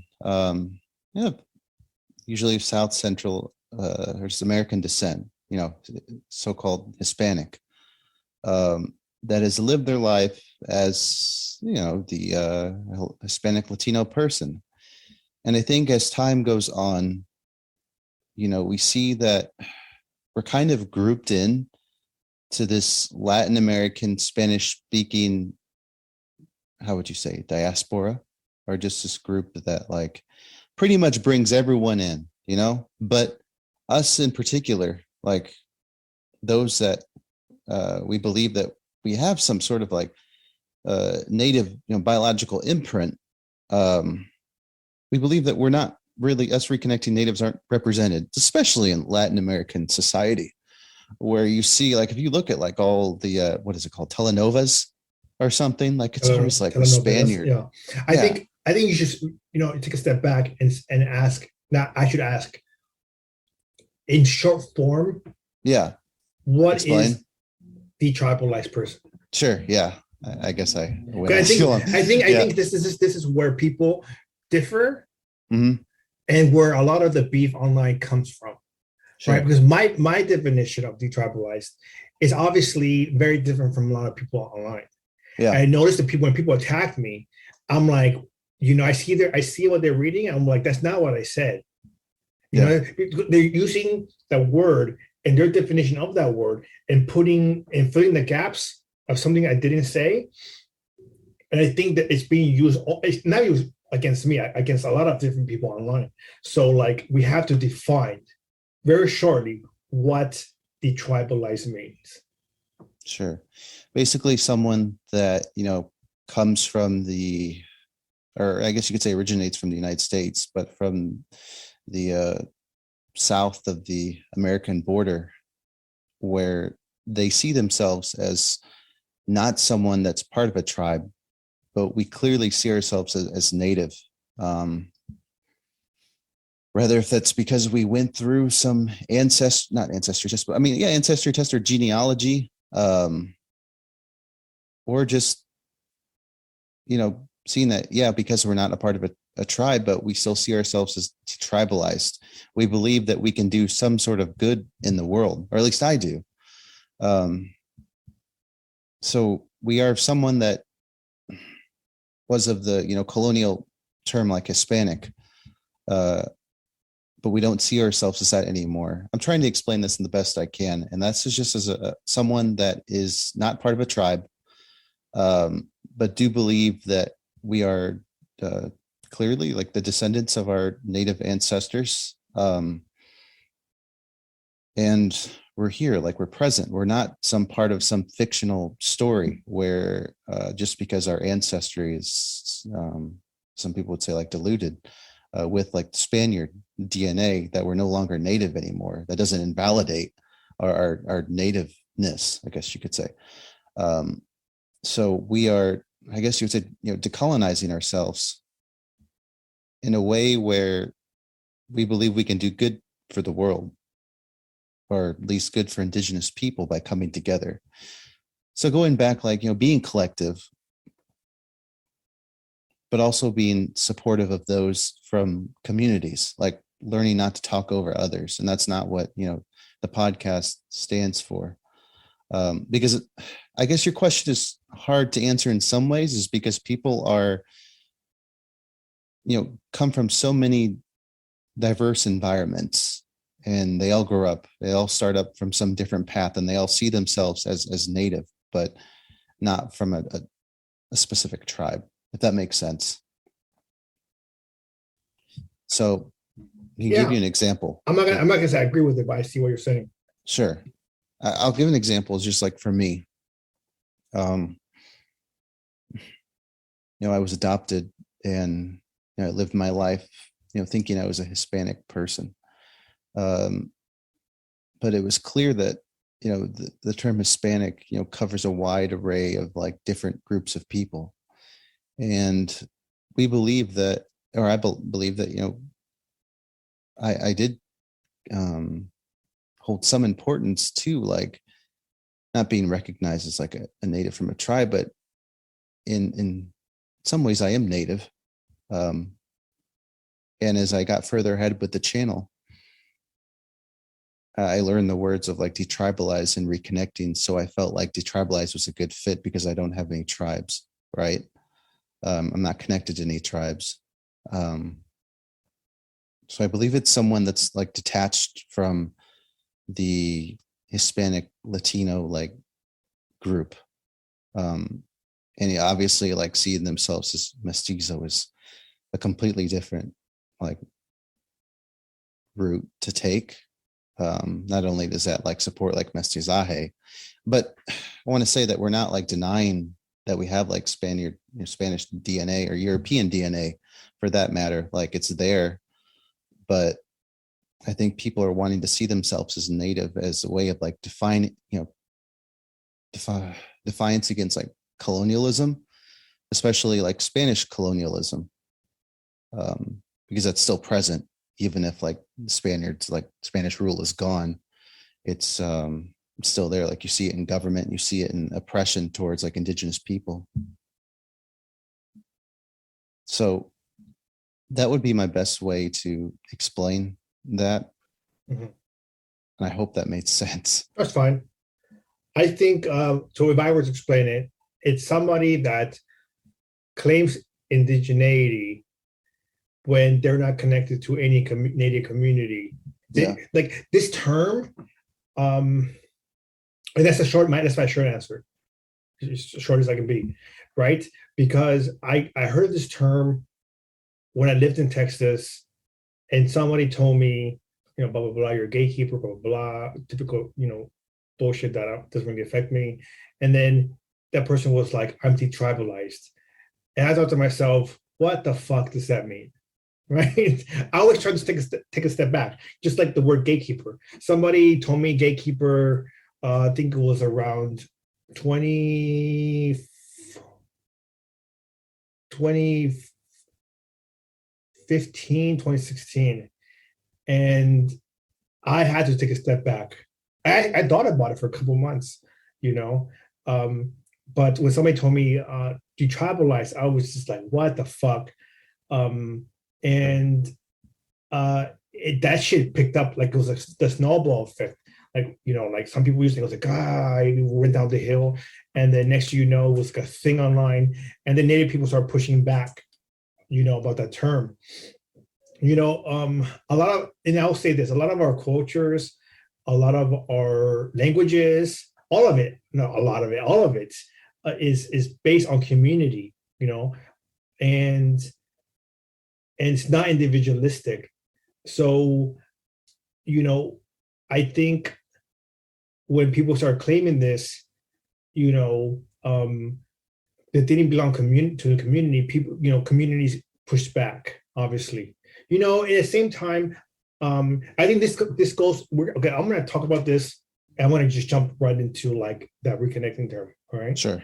Okay. Because that was the next question. So people are listening. So, Native people, if there's a person in the community like that wants to connect to the cultures that they have, for any different reasons, there's so many different reasons why a Native person didn't wasn't connected to their community. Um, you know, our communities are like, yeah, come, we're very accepting, right?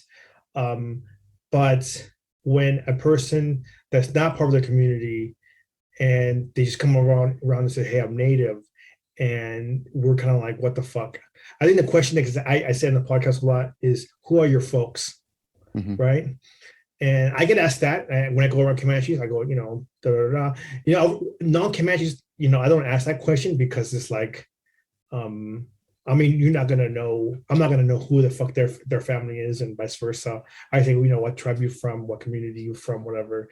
Unless I know that community, and or I know people within that community. Like, oh, you're related to so and so. Do you know so and so? But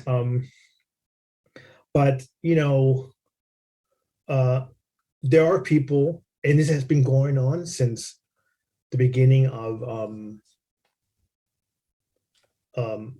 like colonization, is that our identities is like the last frontier of colonization. The moment they take our identities, it's just like they got the land, they got the resources. Our identities is the last thing before they can really, like wipe us out, right?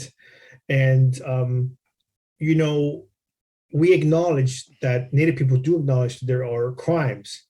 There have been crimes, like the adoption thing, right? Adopted out, it happened in Canada, it happened in the US. I'm not sure about Mexico, the whole adoption thing. But I know at a certain time, there was a lot of like these organizations that went to the third world, and they got the kids, even in China, right? They got Chinese babies and and brought them, especially with that one child policy, right? And brought them over to the US. So there was a lot of kids there's a whole documentary about that, right? About the whole one child policy in China, and how these two young girls are trying to find their parents, and they're like 20 years old or something like that. But this happened globally. Same thing within the US. This is where ICWA comes in, the Indian Child Welfare Act. And I'm not saying this happened to you, but it kind of sounds like it, right?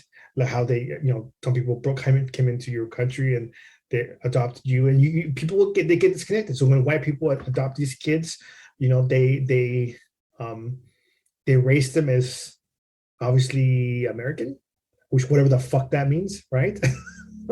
And they get disconnected from their communities. And then this happens. This is a real fucking thing, and it's very purposeful. And they use these kids in the future to like push Americanisms, push colonization. And I think it's very coordinated. But that's my own opinion. It's a colonial move, and this happened. But there are people at the same time that that didn't happen to them, and they don't know who their family is or Native family. So they are now claiming to be Native.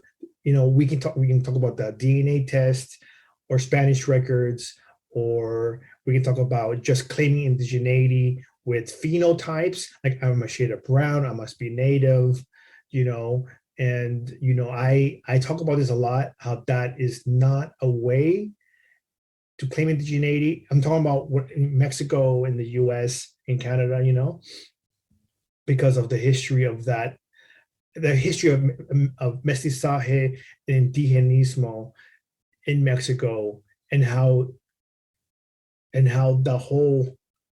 there's a whole history of that, of race shifting.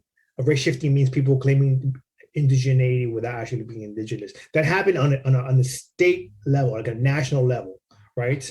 By I think you covered a little bit about Jose Vasconcelos, right? On your podcast.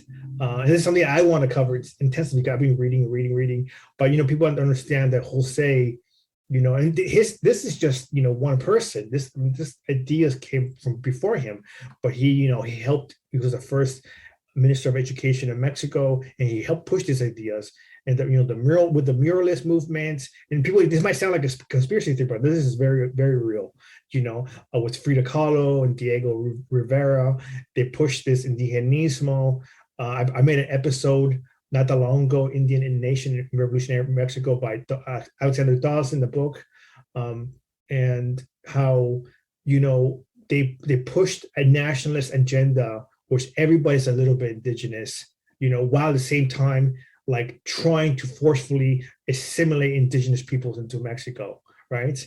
And that was the problem, So now we have, this is where Chicanismo comes in, and that's a whole different conversation. And I roll my eyes whenever I hear that stuff, But I think we have to be careful, because now we are in the age of wokeism. We talked about earlier, right? We talked about wokeisms and fake wokeisms. So what's one way for people to be woke is to claim identities that's not theirs. One way is race shifting, and it's called The Settler Moved to Innocence by Tuck and Yang. But the Tuck and Yang article, Decolonization is not a metaphor. There's a section in there. It's called The Settler Moved to Innocence, right? So like, let's say Rachel Dolezal, she claimed to be Black, right? Jessica Krug, she's a Jewish person that claimed to be Black. I think she claimed to be Caribbean or something like that, Dominican or something like that, right? There's like Michelle Latimer, a white lady that claimed to be Indigenous in Canada, right? And she got called out. But on this podcast, I talk about this, how this is a global phenomenon.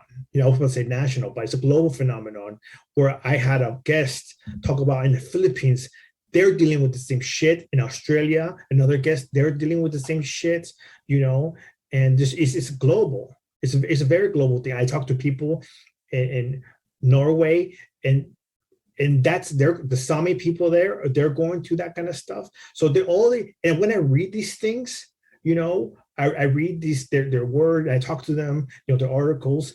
It's all similar shit. And to me, I'm very cautious about when somebody says detribalized, right? I'm very cautious. Yes, I do acknowledge there are some people that lost their connection to their community. I mean, that's everybody. That's everybody that is in settler states. Has most people, I was not everybody, but most people, like they lose connection to their home country. You become more Americanized. But I think when I talk about decolonization, I think these people think like it's like putting a hat on, right? It's like they're washing their sins. They put the hat on, they say I'm native, and now they're, now we can move forward. Everything's okay now. But that's not how we move forward. To decolonize, what's essential for decolonization on this continent is our sovereignty as Native people. If we don't center that, then we're gonna have fucking problems in decolonization, right? Like I said before, there's fake Marxists. Let me finish this part, okay? Sure. And I think when people start hyper individualist, being hyper individualist and claiming indigeneity, and then speaking for Native communities or speaking for Native people when they're not tied to any community, they're not tied to any cultural thing, any knowledge, and that becomes very problematic, right? And we can have this conversation, I think, about people that that have lost their community. But I think, when it comes to decolonization, there has to be a steps first. When you make dinner, there's steps. There's a recipe you have to follow. You don't, you got like prep everything first and then turn on the stove and make sure it's not too hot and blah, blah, blah, and then cook it a certain way and put certain ingredients in a certain manner, or else it's going to be really fucked up, right? Or, you put it too high, you're going to burn it, you're going to eat it like that. No. So I think, we can have that conversation about, people that lost their identities. But I think decolonization has to happen first. So Native people can have this conversation unimpeded away from the settler states. Because if we have a conversation and let anybody and everybody that wants to claim indigeneity when they're not connected to any community, it could hinder our movement forward. You see what I'm saying? Sure. I see what you're saying. But do you think that, and I want to give you like an answer in case like my response earlier was somewhat elongated. And that is just like a detribalized person is someone of South American, Central Mexican descent that no longer sees themselves as, they're living this world of a Hispanic Latino, but they see themselves as Native, whether if that's through, the biological distinction in their view, or if they have a parent or a grandparent that, was Native, but they themselves did not live this life of living as someone in the community, so I think that I think we need to be careful too, because I'll be honest with you. There's people that will say, "Hey, my great grandfather,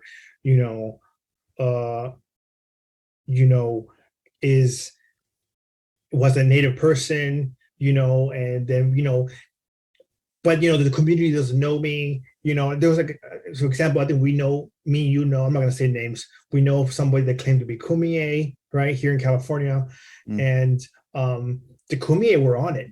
I mean, they were fucking on it. Since I moved back to California, like I've been, in touch with the Kumies here, and asking, hey, is anybody, does anybody know who these people are?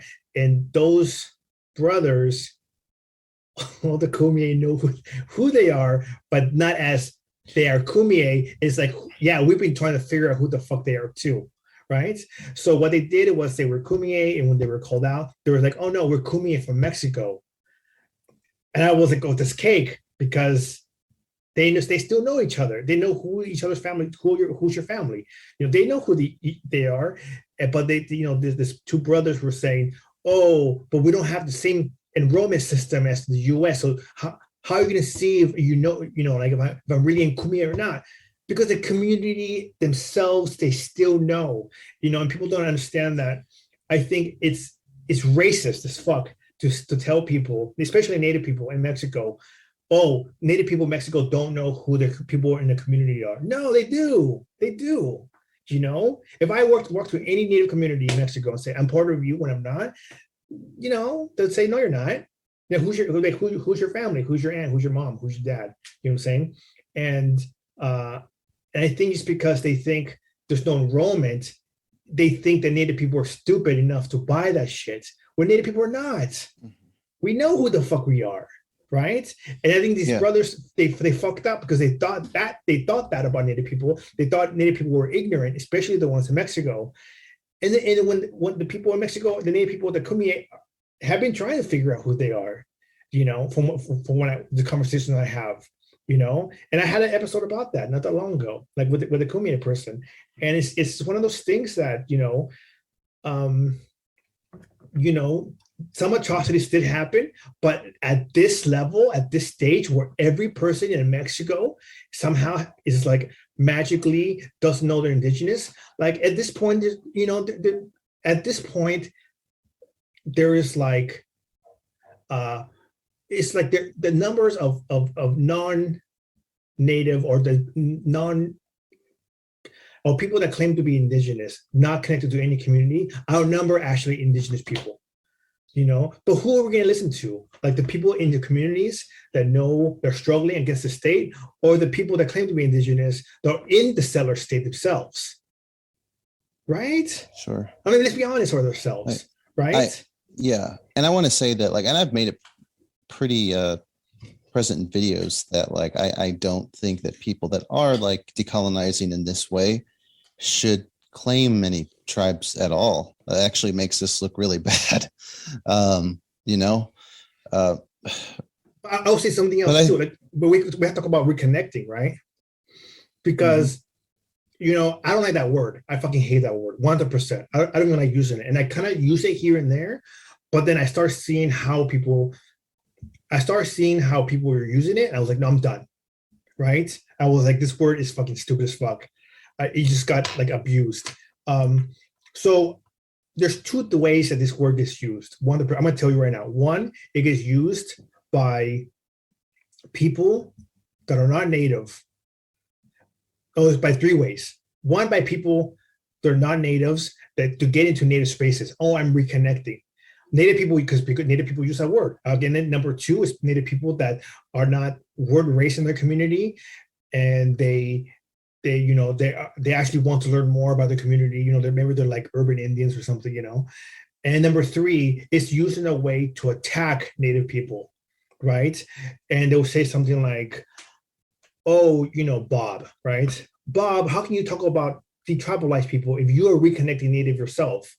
And then I will ask this question: at what point is there a unit of measurement where a person can say, "Oh, I'm no longer reconnecting, I am connected"? What's that point? What is that measurement? Right? Because who gets to decide that? Who gets to decide that person is no longer reconnecting, they're connected? Honestly, So at what point, can a person say that? How many years do they spend with the community? How much of their own language do they have to know? Because like the Comanches, there's only like a handful. Like I think it's like less than five people that speak Comanche fluently, and they're all like old. They're all like over 50 years old, right? And we have a program, but we're trying to piece everything together before the people pass away. But is everybody else not as Comanche? Is everybody else reconnecting? Like where's the thing? Where's the measurement, right? So I don't like that term. I think it gets abused, and there's no measurement. Anybody. I mean, we're all connected. We're all connecting to each other. We're all physically connecting with each other some way as Native people. Whether you live on the reservation, whether you don't live on the reservation, whether you live within your community, you don't have reservation, whether you don't live in your community that doesn't have reservation. Comanches don't have reservations, right? So at what point can we say, So I live in San Diego, Comanche Nation's in Oklahoma. Like I'm enrolled. Can I? How connected am I? What the fuck? Nobody can measure that. I go back home to Oklahoma with my family. I'm Comanche. You know what I'm saying? Sure. I mean, even with ourselves, we have a conversation about locals and non-locals. But that's still Comanche though. Like, so that term reconnecting. I'll be honest with you. I don't like using it. I see it get abused by people, especially non-natives. I think if you're native and if you are, trying to get in touch with your community, that's fine. I mean, we know who our families are. You might have family beef, and you might get connected with other people. You might, just raised by, maybe adopted or whatever. You found out you're Comanche. I don't know, right? But you're still Comanche when you go home, to your family, and it's your obligation, it's your responsibility to get connected. It's nobody else's. The tribe is going to be like, "Go, come here, Bob. Please get connected to us." No, it's your own. It's whatever you put in. It's what you're going to get out of it. If you're going to like only half-ass the language classes, then that's you. You're not going to learn the language, right? You're not going to learn the culture. It's up to you. Nobody's going to beg you to reconnect. Nobody's going to beg you to, to learn this stuff. Like, there's people that are passionate about it. They're going to pass on the language and the culture,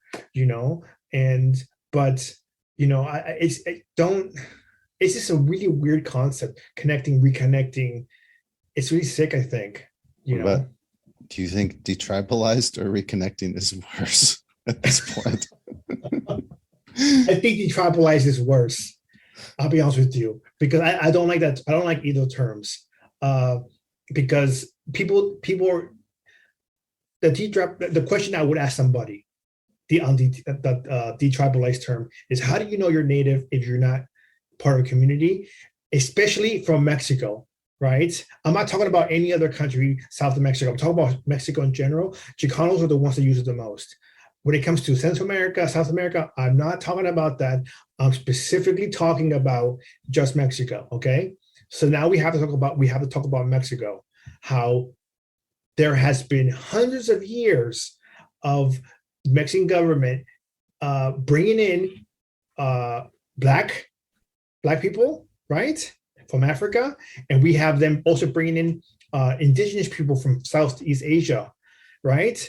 And then the caste system, and then mestizaje itself is anti-black because it made what I call the Spanish indigenous duality, right? So they hyper focused on that, like everybody's Spanish and indigenous. We heard that growing up, right? Everybody's Spanish and indigenous.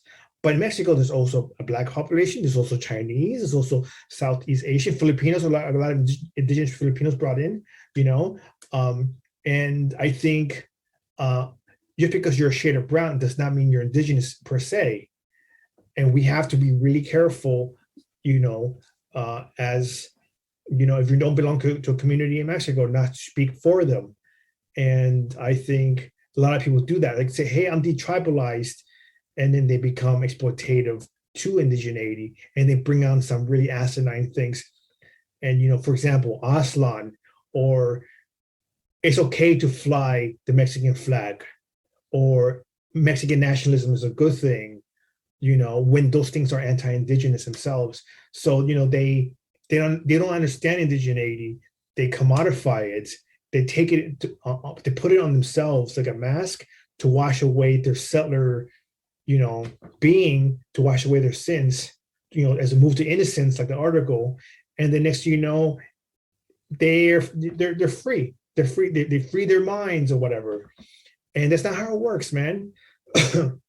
They start centering themselves, and they start centering whatever reality they live in and whatever reality they get from the internet. And then they don't belong to a community. So now they're promoting dumb shit, and Native people from Mexico are pushing back. And then they get mad, and they start calling those Native people gatekeepers. And then it's just a spiral out of control. You see what I'm getting at? It's just a mess. Yeah. But I think, and I respect what you say, Rick. But I think at the same time, colonization played a huge role in pretty much, how would I say, westernizing many indigenous people into who they are today, or rather if that's falling under the label of like mestizo, or just seeing themselves as like a pure like Mexican. That's what their ancestors were taught after colonization, that you're a Mexican, or well, after independence, but not seeing themselves as native, like washing away your brown, red, the color of your skin, looking down upon that.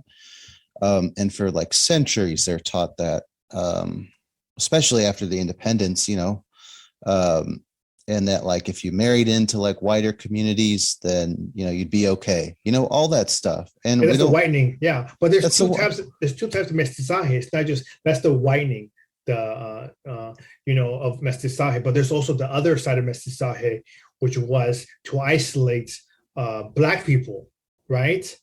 It was to assimilate Native people into colonial Mexico, where they're not whites, right? Or they're not white enough, but they're still subjects of the subjects of the states, while isolating black people. Like black people in Mexico weren't able to like identify in a census as black until 2020, which is like 2 fucking years ago, right? And you have to think about like there's a whole history. We should read Before Mestizaje by Ben Vincent III. I posted it on my Instagram. I think there's also Mestizo Genomics by Peter Wade. And I think, a lot of we have to think about how mestizaje promoted the idea to fetishize indigeneity.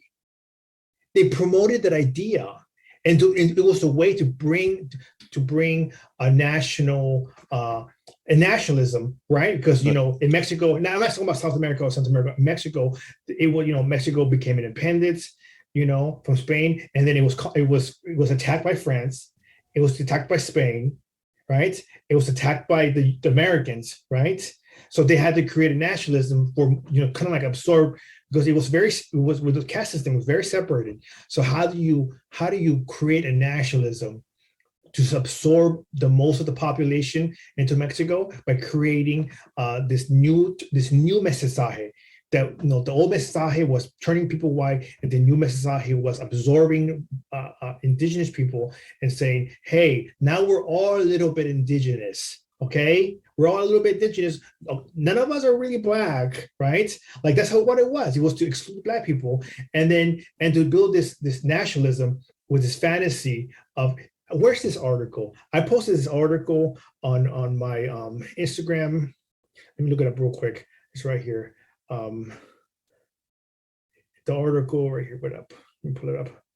It's called "Nations, Nationalisms, and Indigenas: The Indian and Chicano Revolutionary Imaginary." It's by Lourdes Alberto. Right. If you go to my Instagram, and you go click on the Indigenismo stories, and it's a very free article. It's a very free article. I'm surprised I haven't found it earlier, right? But when I read it, I was like, this is a perfect article, right? And the history in Mexico is really fucked when it comes to indigeneity. For Americans, their colonization, they know they're Europe. They know they're white, right? They know, right? Oh, we have the story about the Mayflower and then Plymouth Rock and fucking pilgrims and Thanksgiving bullshit. It's a fake Thanksgiving story. Everybody was peaceful. All that bullshit they bring, But in Mexico, they had to create a fake story. Everybody's Spanish. Everybody's Spanish and indigenous.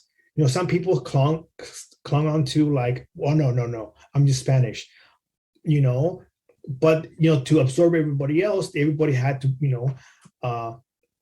claim indigeneity, and it was a problem because now you're silencing indigenous people. You're not talking about sovereignty, you're not talking about empowering indigenous communities, but while excluding black Mexicans, by excluding Asian Mexicans too, right? Which was seen with the caste system, where they were seen lower as indigenous peoples. It's not indigenous people's fault. It's the Spanish. They created this caste system, right? So, we have to talk about that, and but even this caste system was to exclude indigenous peoples that weren't mixed, that were still part of the communities, that still are part of the communities. So this Mestizo thing, this Mestizo identity is to control Native people by claiming indigeneity themselves. So now, just like now, right? For, I want to give an example, right? And people might be like, how do you get, how do I get into this? But really think about this, right? So Spanish, you have to go back 800 years, right?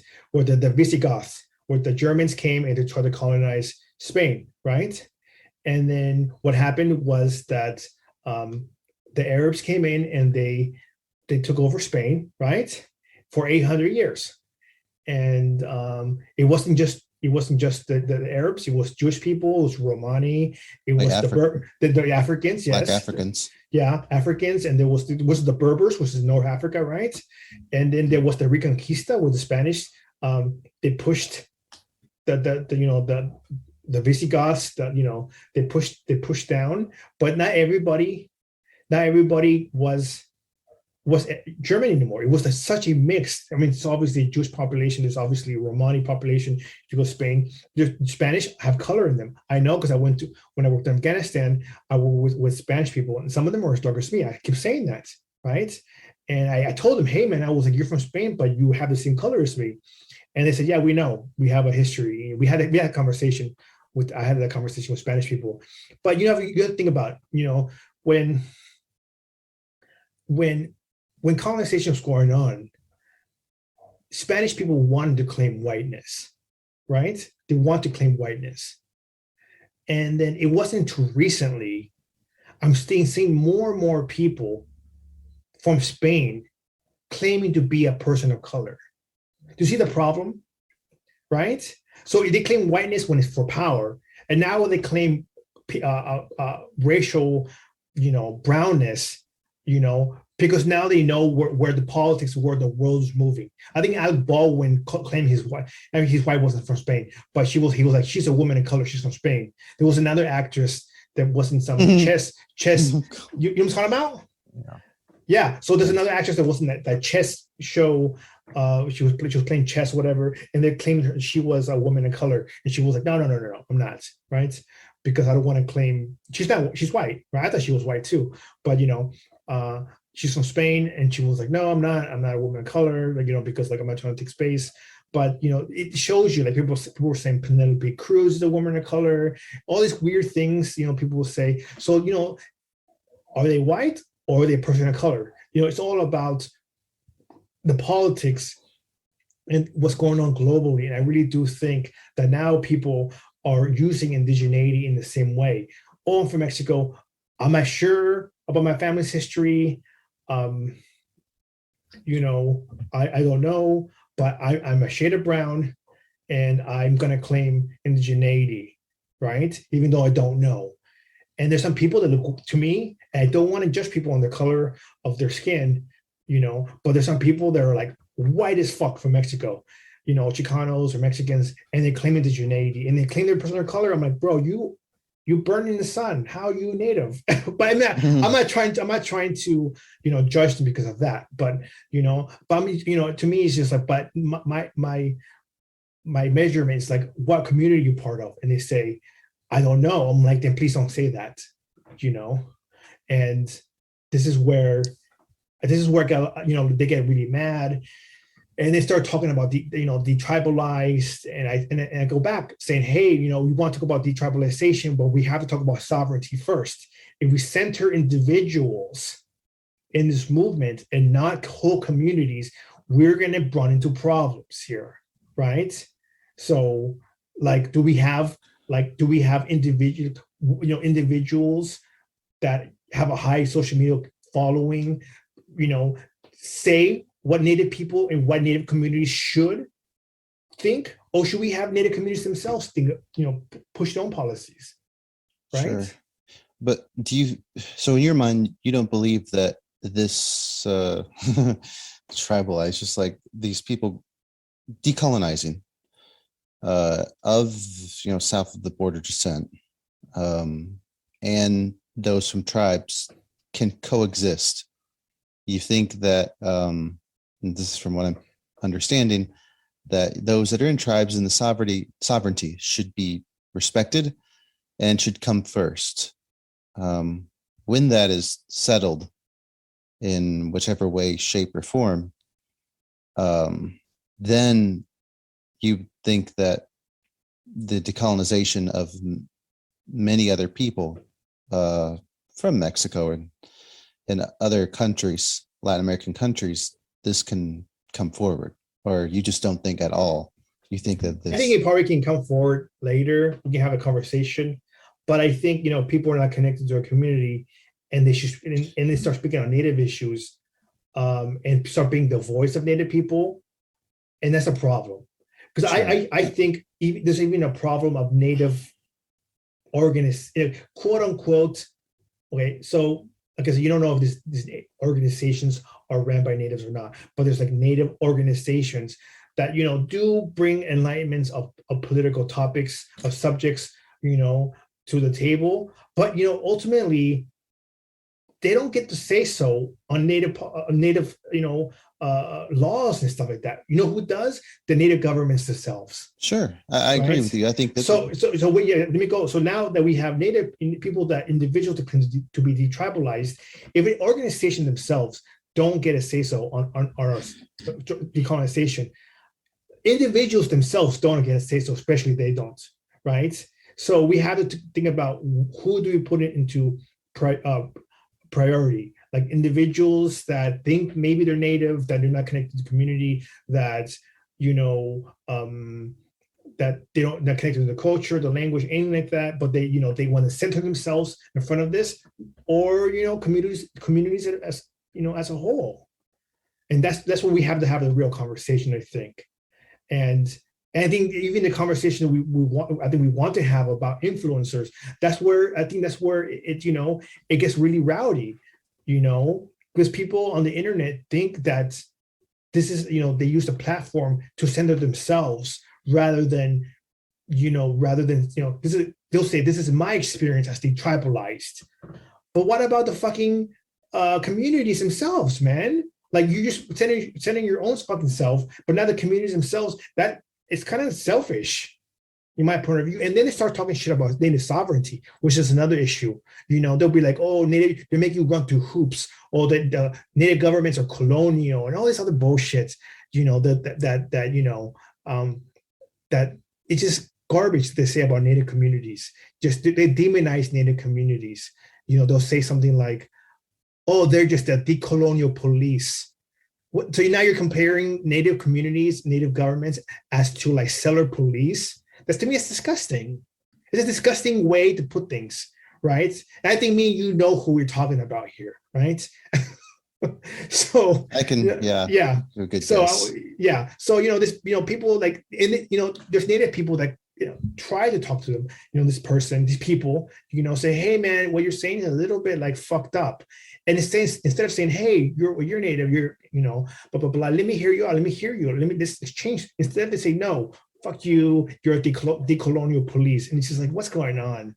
Like, it's really weird, right? It's really odd. Even me, I got a somebody, that anonymous person that sent an email for the debate request, said that I'm going around gatekeeping Comanche identity.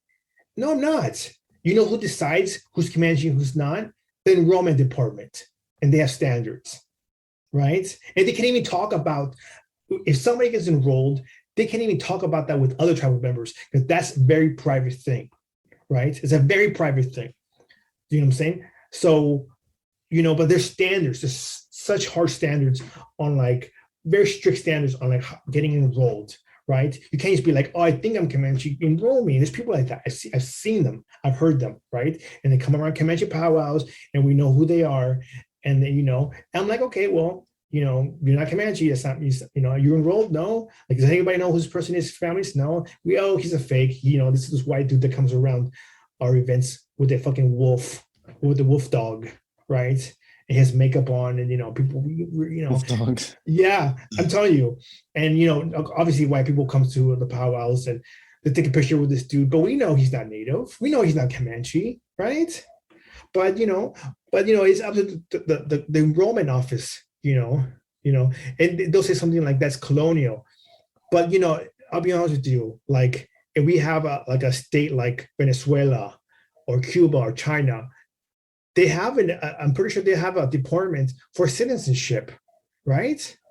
Every country all around the world has a department to say who's a citizen and who's not. So how does that make it colonial? They're protecting their own sovereignty. What if they get like some CIA agent from the US that looks Chinese, that could be Chinese descent or something. They'll say, hey, I don't agree with this in China, but they're American citizens. They don't speak for Chinese citizens, right? So, they don't get to speak on Chinese issues, my point of view. Same thing with people that are not citizens of these native communities, and I think this is where the whole influencer thing goes awry. It's just like these people, they push they push their own lived experiences, and it's like, it's not even, it shouldn't even be like that. You know what I'm saying? So yeah. It should be the community, like we said before at the beginning of this conversation, the community as a whole. So we were never like individual, like super individualistic. Like, I don't know, man. Maybe I'm ranting. I'm done. Ask your question. That's okay. No, I appreciate your response, Rick. And I do believe, obviously, that sovereignty should be respected. I don't believe anyone that's on this path of, decolonizing as natives should ever like speak over any community whatsoever. I preach that, that we shouldn't speak over those from communities. Again, as I said earlier, it makes us look stupid. Yeah. But it happens like really aggressively too, though. Yeah. No, I know. I think you told me about the decolonizing police and whatnot, and all that stuff too, and probably tons of other stuff you haven't said that's pretty extreme from people. I'm sure throughout your time in LA, and you said you met like a lot of Chicanos and whatnot there. But I think that, in my opinion, that the effects of colonization on many people in Mexico, not that I'm saying you're ignoring it, but I don't think that it should be ignored. And I think that there can be good that can come out of this. Of reclaiming indigeneity, or what is this? I think reclaiming indigeneity in terms of like supporting others, like Juan and our other friend. I'll say we had the video of it. Lakota guy had a fundraiser for a native community, Lakota community, and we were able to have people support that. And I think that when you have people, even though that people have their disagreements of the decolonizing like native people, when you have good things that come from it, I think that there can be a certain somewhat level of mutual understanding that there's good that comes out of this, right? Like if you have like the populations of all these countries, millions of people. Now, I'm not saying again, reclaim an identity that isn't like reclaiming a Comanche or Lakota. If that's not your tribe, don't do it. But I think that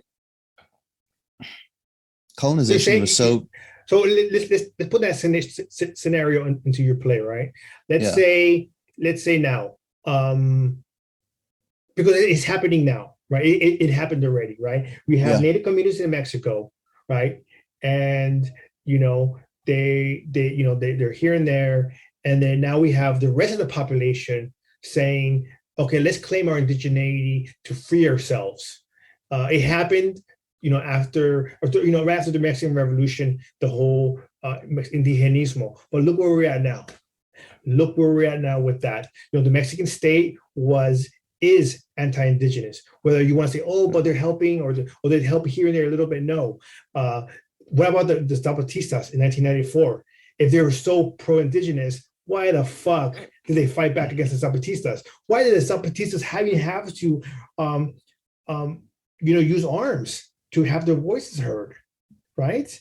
And then we have the sterilization of indigenous women and poor women as well, right? Forcefully, in Mexico, and all these other, the whole indigenismo thing, so, to have people claim indigeneity just as the solution, just as that's like the solution, to me, I don't think that's a solution. I think that causes problems, right? Because we have that system ready post Mexican Revolution, and it failed, and some of those revolutionaries ended up being fascist, Nazi supporters. Jose Vasconcelos, that promoted this ideology, sympathized with the Nazi Germany. He was funded by Nazi Germany, his newspaper Timon, right? That indigenismo is eugenics. It's eugenics 100%, right? And they were proud eugenics. Frida Kahlo, Diego Rivera, all these people, man, is really sick ideologies that and there's other people that became hard right fascists, in Mexico, and just to say, oh, just claim to be indigeneity, but these things came up out of that. What about even now? Like the episode I did not that long ago, I think it was a week ago, 2 weeks ago, where now there's like neo-Nazi, indigenous neo-Nazi heavy metal bands in California, right? These are native people that claim to be quote unquote Aztec, right? That Yeah.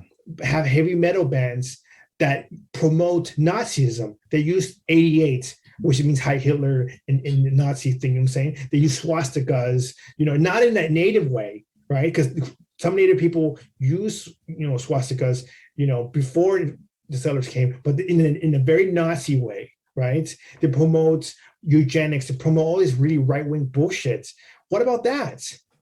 These are things that are happening right now, right? These are things, so when people say all we have to do is claim indigeneity, which this group, this one heavy metal band is promoting, right? This heavy metal band that uses Nazism in their aesthetics and shit, and they like are in cahoots with the Mexica movement in Los Angeles. That's fucking really twisted. Yeah, you know what I'm saying? That's pretty messed up. Yeah, I would recommend anybody to go hear the episode. Let me see the episode number, because I was just like, I knew they existed, but they're growing in number. These neo-Nazi, indigenous neo-Nazi, whatever you want to call them, right? Let me see. Episode 108. "Quote unquote Aztec neo-Nazi heavy metal bands." Yes, they exist. It's episode 108. And we have to be careful. Just claiming indigeneity without being part of any community, could create fringe things like that, right? And if you're part of a community, the community's gonna be like, "Yo, what the fuck are you doing?" If you're not part of the community, nobody can check you. You know what I'm saying? I've said some pretty stupid shit in the past, and some Comanches who were like, "You sound fucking dumb." It's harsh to hear, but it's the truth. They sat me down. They were like, "Hey, you sound fucking dumb." And this was like, way long ago. And I was like, "Oh," when I was like saying, when I was just out of high school, and I was saying that, all Mexicans are indigenous or some shit. I used to say that dumb shit too, right? I used to believe Chicano bullshit, and and they were like, "No, sit down. This sounds fucking dumb as fuck," right? And I was like, "Oh shit, I was really dumb." And then, but then I tried to bring these ideas to, my Mexican Chicano comrades, and they were pretty diehard about it, man. Like we're talking about right now, like detribalized, like Chicanos, Chicanismo, whatever, and Mexican nationalisms, and I'm against that kind of stuff. I'm against these fringe, settler ideas. People say, "How can you believe Marxism because it's colonial, whatever?" But Chicanismo is colonial as fuck too, man. Mexican nationalism is colonial as fuck. How can you believe that? How can you? Honestly, that's way more colonial than Marxism. I don't even think Marxism is colonial. I think Marx, created an idea from looking at like indigenous peoples. But I don't think it's colonial, because, like I said, it's a science. But this other shit that's coming about, Mexican nationalism, it's not indigenous. It's very settler idea. Chicanismo, very settler. You know what I'm saying? And now we have these fringe ideas, and to me, you can have everybody claim to be indigenous in Mexico, right? Which is wrong. But was that going to fix anything, or is that going to maintain the status quo? What's going on? Right? Excuse me. What about the Black people in Mexico? When are we gonna talk about their voices, or their struggles within the Mexican states, right? And that's a big, it gets ignored. I spoke about that with Chicanos here in California and in Texas, and what they will say, "Oh, the Black population in Mexico is very insignificant." That's fucking racist. It's racist as fuck, And I don't know, man. It's really hard to talk. Like there's nothing more than Native people will want is for lost people to come back home. But people are using it and they're abusing it. That are not Native. And now we're becoming very protective of our sovereignty of our community. And now there's a battle going on. It's really crazy because 20 years ago, like. 20 years ago, this conversation was not that popular, right? When I was having these conversations, right? Now, there's conferences about this. Kim Tallbear is popular talking about this, right? I'm gonna say she wanted to talk about this, but she wrote Native American DNA.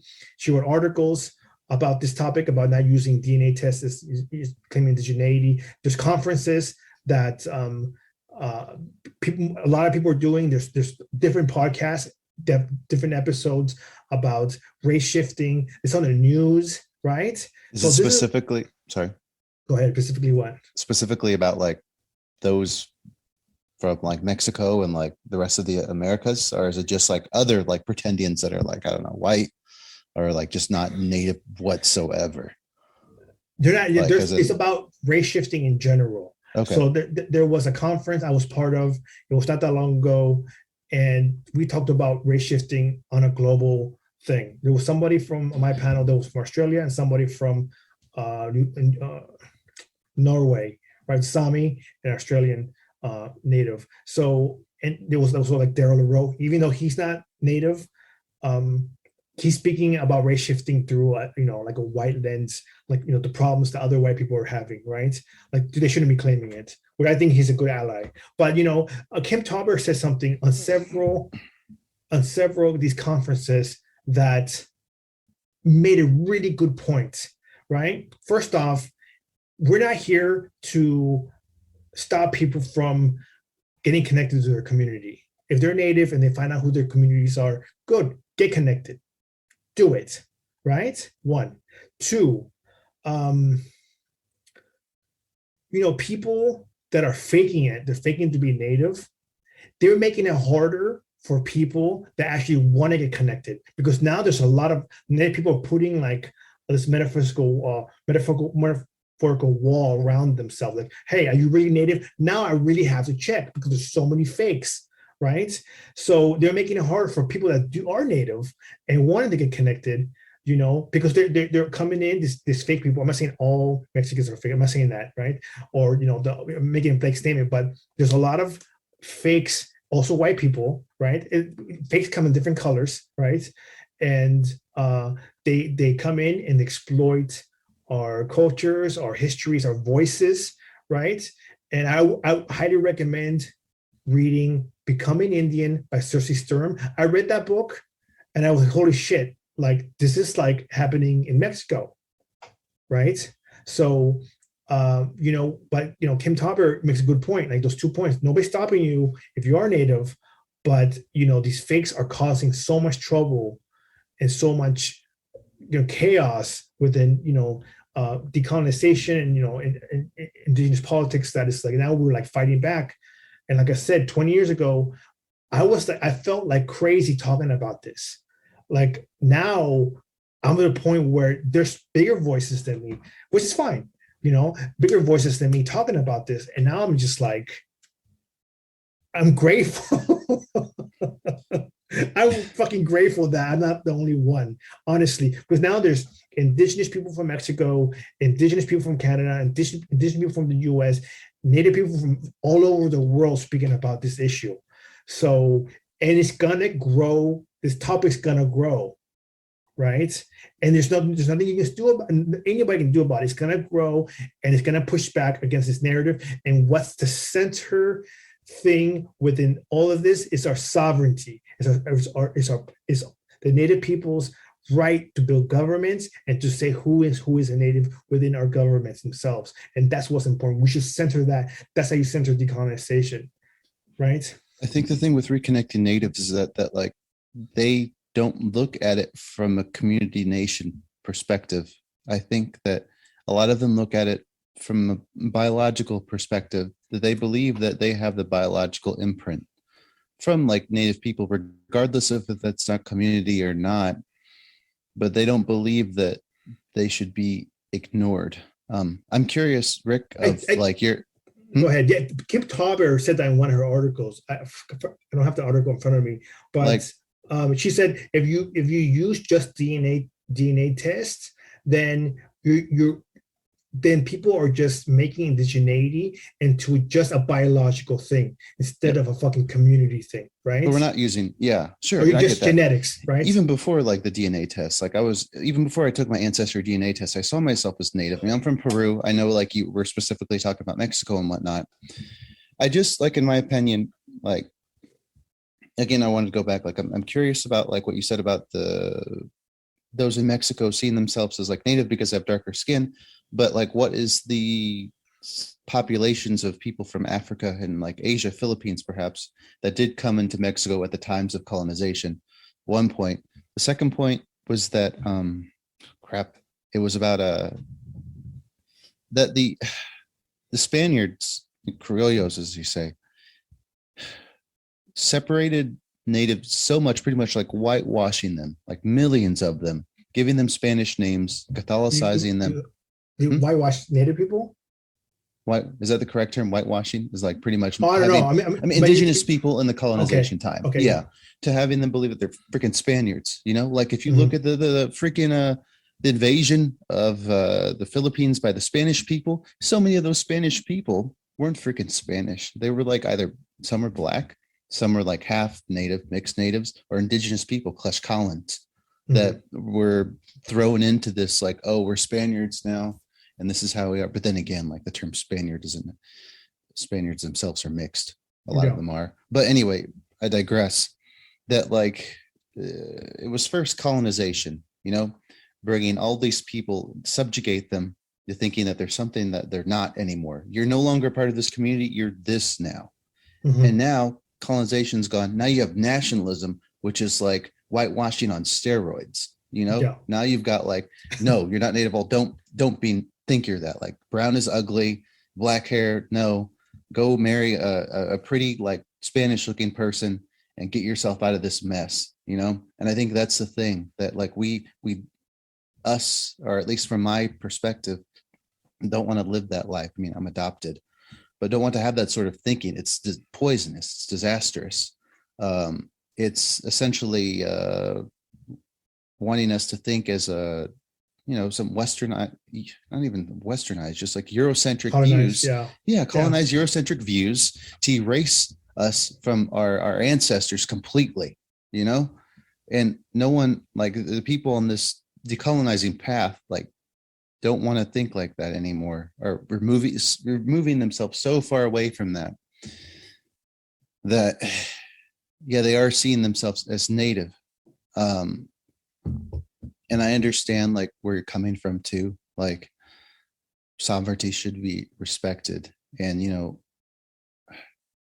with the pretendians, like, you know, so much more about like the history of like a lot of pretendians, like white pretendians and like others. There's even so much damage. Black pretendians, of course. Yeah, Asian pretendians. You know, there's a lot. Stuff that you know that I don't know. Like I said, like, pretendians come in different colors. It's not just white people, right? Yeah, it comes in many different colors, many different ethnicities. Yeah. But I just think that because colonization did so much separation, you know, removing, what is it called?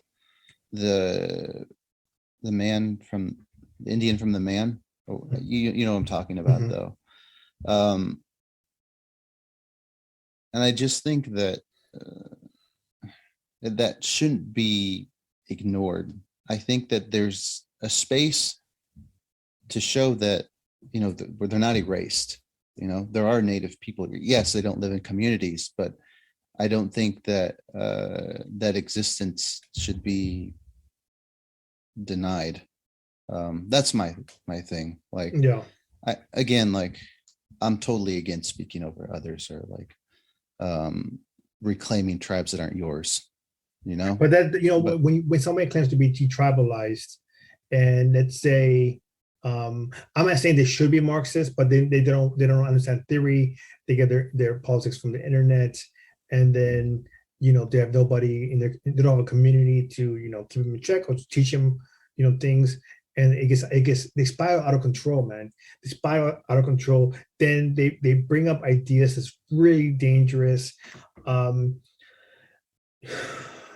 It's rough, you know, because a lot of the stuff that we go through as native people is, you know, it's rough. I mean, we just went to you went, you know, you show a little bit, you know, of the evolution of native people. We had to go fight against colonization, and now we have to fight against nationalisms, settler nationalisms, right? And I think that's our problem.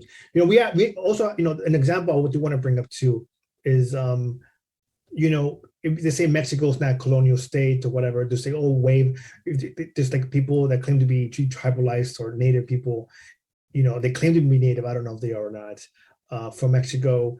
They're telling people to wave the Mexican flag. But you have to think about in the mid 1800s, Mexican government went to war with their northern tribes, right? The Pueblo, the fucking Apache, fucking Comanches, right?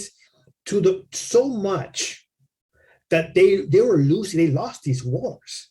So in order to try to colonize them, they mimicked US immigration, right? And they invited everyone from around the world to come into Mexico and to settle in the northern territories to colonize the native people. And that turned out shitty and it backfired. So an example of this, and this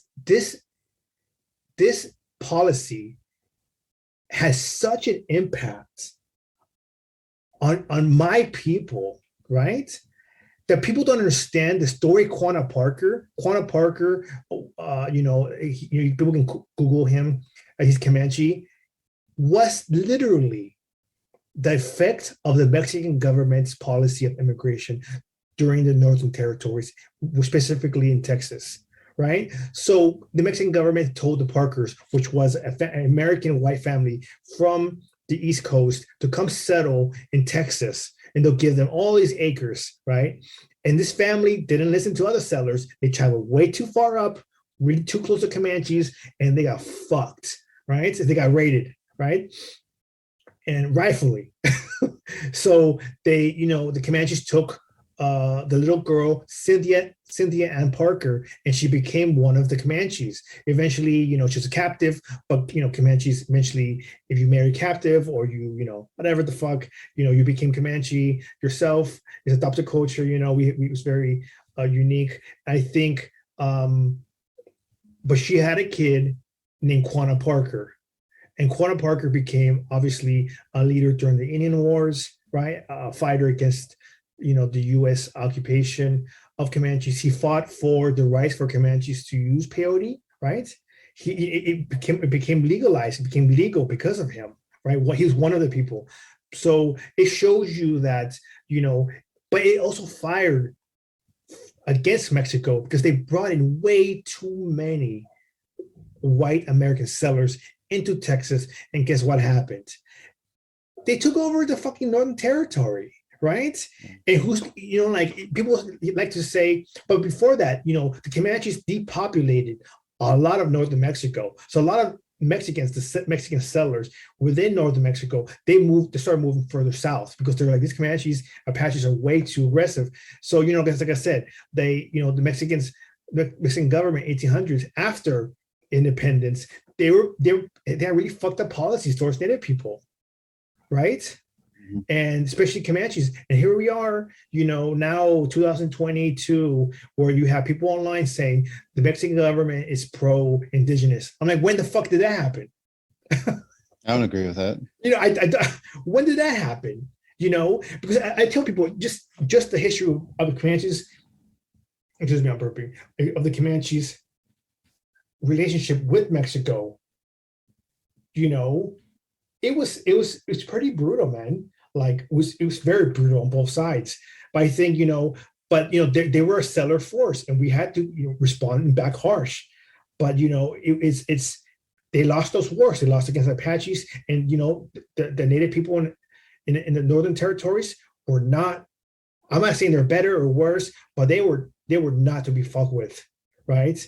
And and people really don't understand this history of Mexico, or this history of settler colonization. They just see as like the U.S. came in and they did it. But yeah, they did. The U.S. came in, the U.S. government, the American settlers came in and fucked it up. But there was obviously history here before the American settlers. And there were other settlers. There's French settlers, there were British settlers, the Canadian settlers, right? There's Mexican settlers, and it wasn't just like, Mexico's innocent. So, we have to talk about these things. before we start saying that Mexico's not seller force, seller government right now. And Comanches right now, I'll be honest with you, they haven't forgotten. They have a strong animosity still towards Mexican government. So, it's really shitty, that, we know our history, or people know our history, man. So, yeah. No, I hear you. I'm not a fan of governments either, to be honest. American, Peruvian, Mexican, not a fan. Have governments done some good? Sure, but that goes without saying. They've done a whole lot of bad things as well, responsible for indigenous removal, extinction of tribes. I mean, look what the Argentinian government did. Like, there's tribes that don't exist anymore because they just, destroyed all these. I do want to say something, before people, get mad and they like start yelling at their fucking cell phones or their tablets or whatever they're in their car, they're listening to this episode. I think they should really understand what I'm saying is that, we need to center, my thing is not performative politics with, I want to decolonize. And there has to be solid politics within this. And we need to talk about, how sovereignty needs to be front-loaded within this ideology. It's the main contradiction within, colonization. And I think we need to move forward with it. I can't stress it enough that, we can get to this last topic of influencers, like, they're like centering themselves, centering their experiences while ignoring whole histories of Native communities, and, this culture of like influencer culture, this hyper individualistic, highly exploitative culture of influencers. I can't get behind it, and as I was creating this podcast, I thought myself, how can I put these topics out there without centering myself, without becoming egotistic, without, becoming like this person that's like, look at me, look what I'm eating today, guys. I'm like promoting dumb shit, right? Like exploiting indigeneity, monetarily profiting indigeneity, monetarily profiting, revolutionary politics. Who some people are, man. Some people are selling T-shirts with little slogans on them, and even though there might be like decolonize or like, I don't know, fucking Native liberation or whatever. I don't know. I'm making shit up, right? Because I don't want to give away who I'm talking about. But they put things in cups on T-shirts and whatever, and they sell them, and they're making money. They're exploiting it. So I think we have to be really careful. I mean, this is happening a lot. It's so many people, and we talk about in this capitalist society, people are commodifying themselves. They're commodifying themselves, and they're commodifying their followers. Right. So now we have people, getting, they want to get a large following to become popular, to get things monetarily, like, other people start reaching out. Oh, come here, come speak with us and we'll pay you. And, we had, and then centering themselves when they themselves don't understand. They don't understand selling or even like posting things, cultural things they shouldn't be talking about publicly, because not everything I'm saying everything secretly, but there's some things in our communities, within our culture, it's not for public, it's only for ourselves, right? So they post like sacred stuff. I'm like, you should not be posting that, and they get called out, and the next thing you know, they're like, oh, this is lateral violence. No, you're an idiot. It's not lateral violence. You're an idiot. Don't be posting that. This is not for the world to see. It's not for the world to know, right? And I think we have to be careful with these type of influencers that, that want to use identity or revolutionary politics to promote themselves. And, I had a Patreon for like a week and then I turned it off. I was like, I had somebody convince me to make one. And then I fought myself. I was like, I'm going to turn it off before anybody subscribes to my Patreon. But because, that's not who I am. I don't, I don't post my pictures of myself because, one, I don't want people thinking it's about myself. It's about these topics I talk about, right? And also because of safety reasons, because people are really like psychotic online sometimes. There's certain individuals, very small number of individuals that are like that, but I got to protect myself, I protect my family, I got some death threats. You've seen them, and I think I just think you got to be careful about who you listen to online. It's really hard because, people say they're like trying to do good, but they, although they'll be selling indigenous, they'll be selling decolonization classes. It's just really odd. Nobody can sell you decolonization. Nobody can sell you to free your mind. Nobody can sell you content to you shouldn't be paying anybody, money to learn stuff. It should be coming free. It should become free, man. This is why I try to put out there, I'm not charging people to like learn stuff. It's fucking stupid. It's anti-communist. Charging people to learn stuff. Can you imagine if Marx walked around saying, hey, let's want to learn about communism? And people were like, yeah, okay, charge me. Pay me $1 each. No, he gave it for free. He died poor as fuck. I don't understand people's commodifying themselves, pay for Zoom classes. It's like, fuck that shit. Just listen to this podcast for free. Fuck that shit. Here's some articles free. If I could, I would post whole books online for free if I could find them, But, it's, I don't know. Go ahead. Listen to our 3.5 hour podcast for free. People were like, fuck that. It's been 3.5 hours? Well, it's been, I think it's 3 hours. We're getting to 3.5. So man. We started at like 6:10 or something, but maybe 6:15. I don't remember, but yeah. Oh, we covered a lot. Yeah, I'm happy that we are we don't have to agree on stuff, and I'm sure. Fine. I mean, I just I think when I was young, I was like that, like this whole like, oh yes, that person has to agree with me, or not, fuck that person.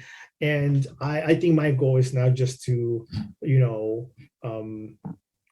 tell people where they can find information, and if they don't agree, fuck them. I don't give a fuck. Like, okay, bye. Like, go pay money over there. Go waste your money. You know what I'm saying? Go. I know people too. They tell me. They've told me, and other people tell me too. Like they take information from my podcast, and then they refurbish it to their content.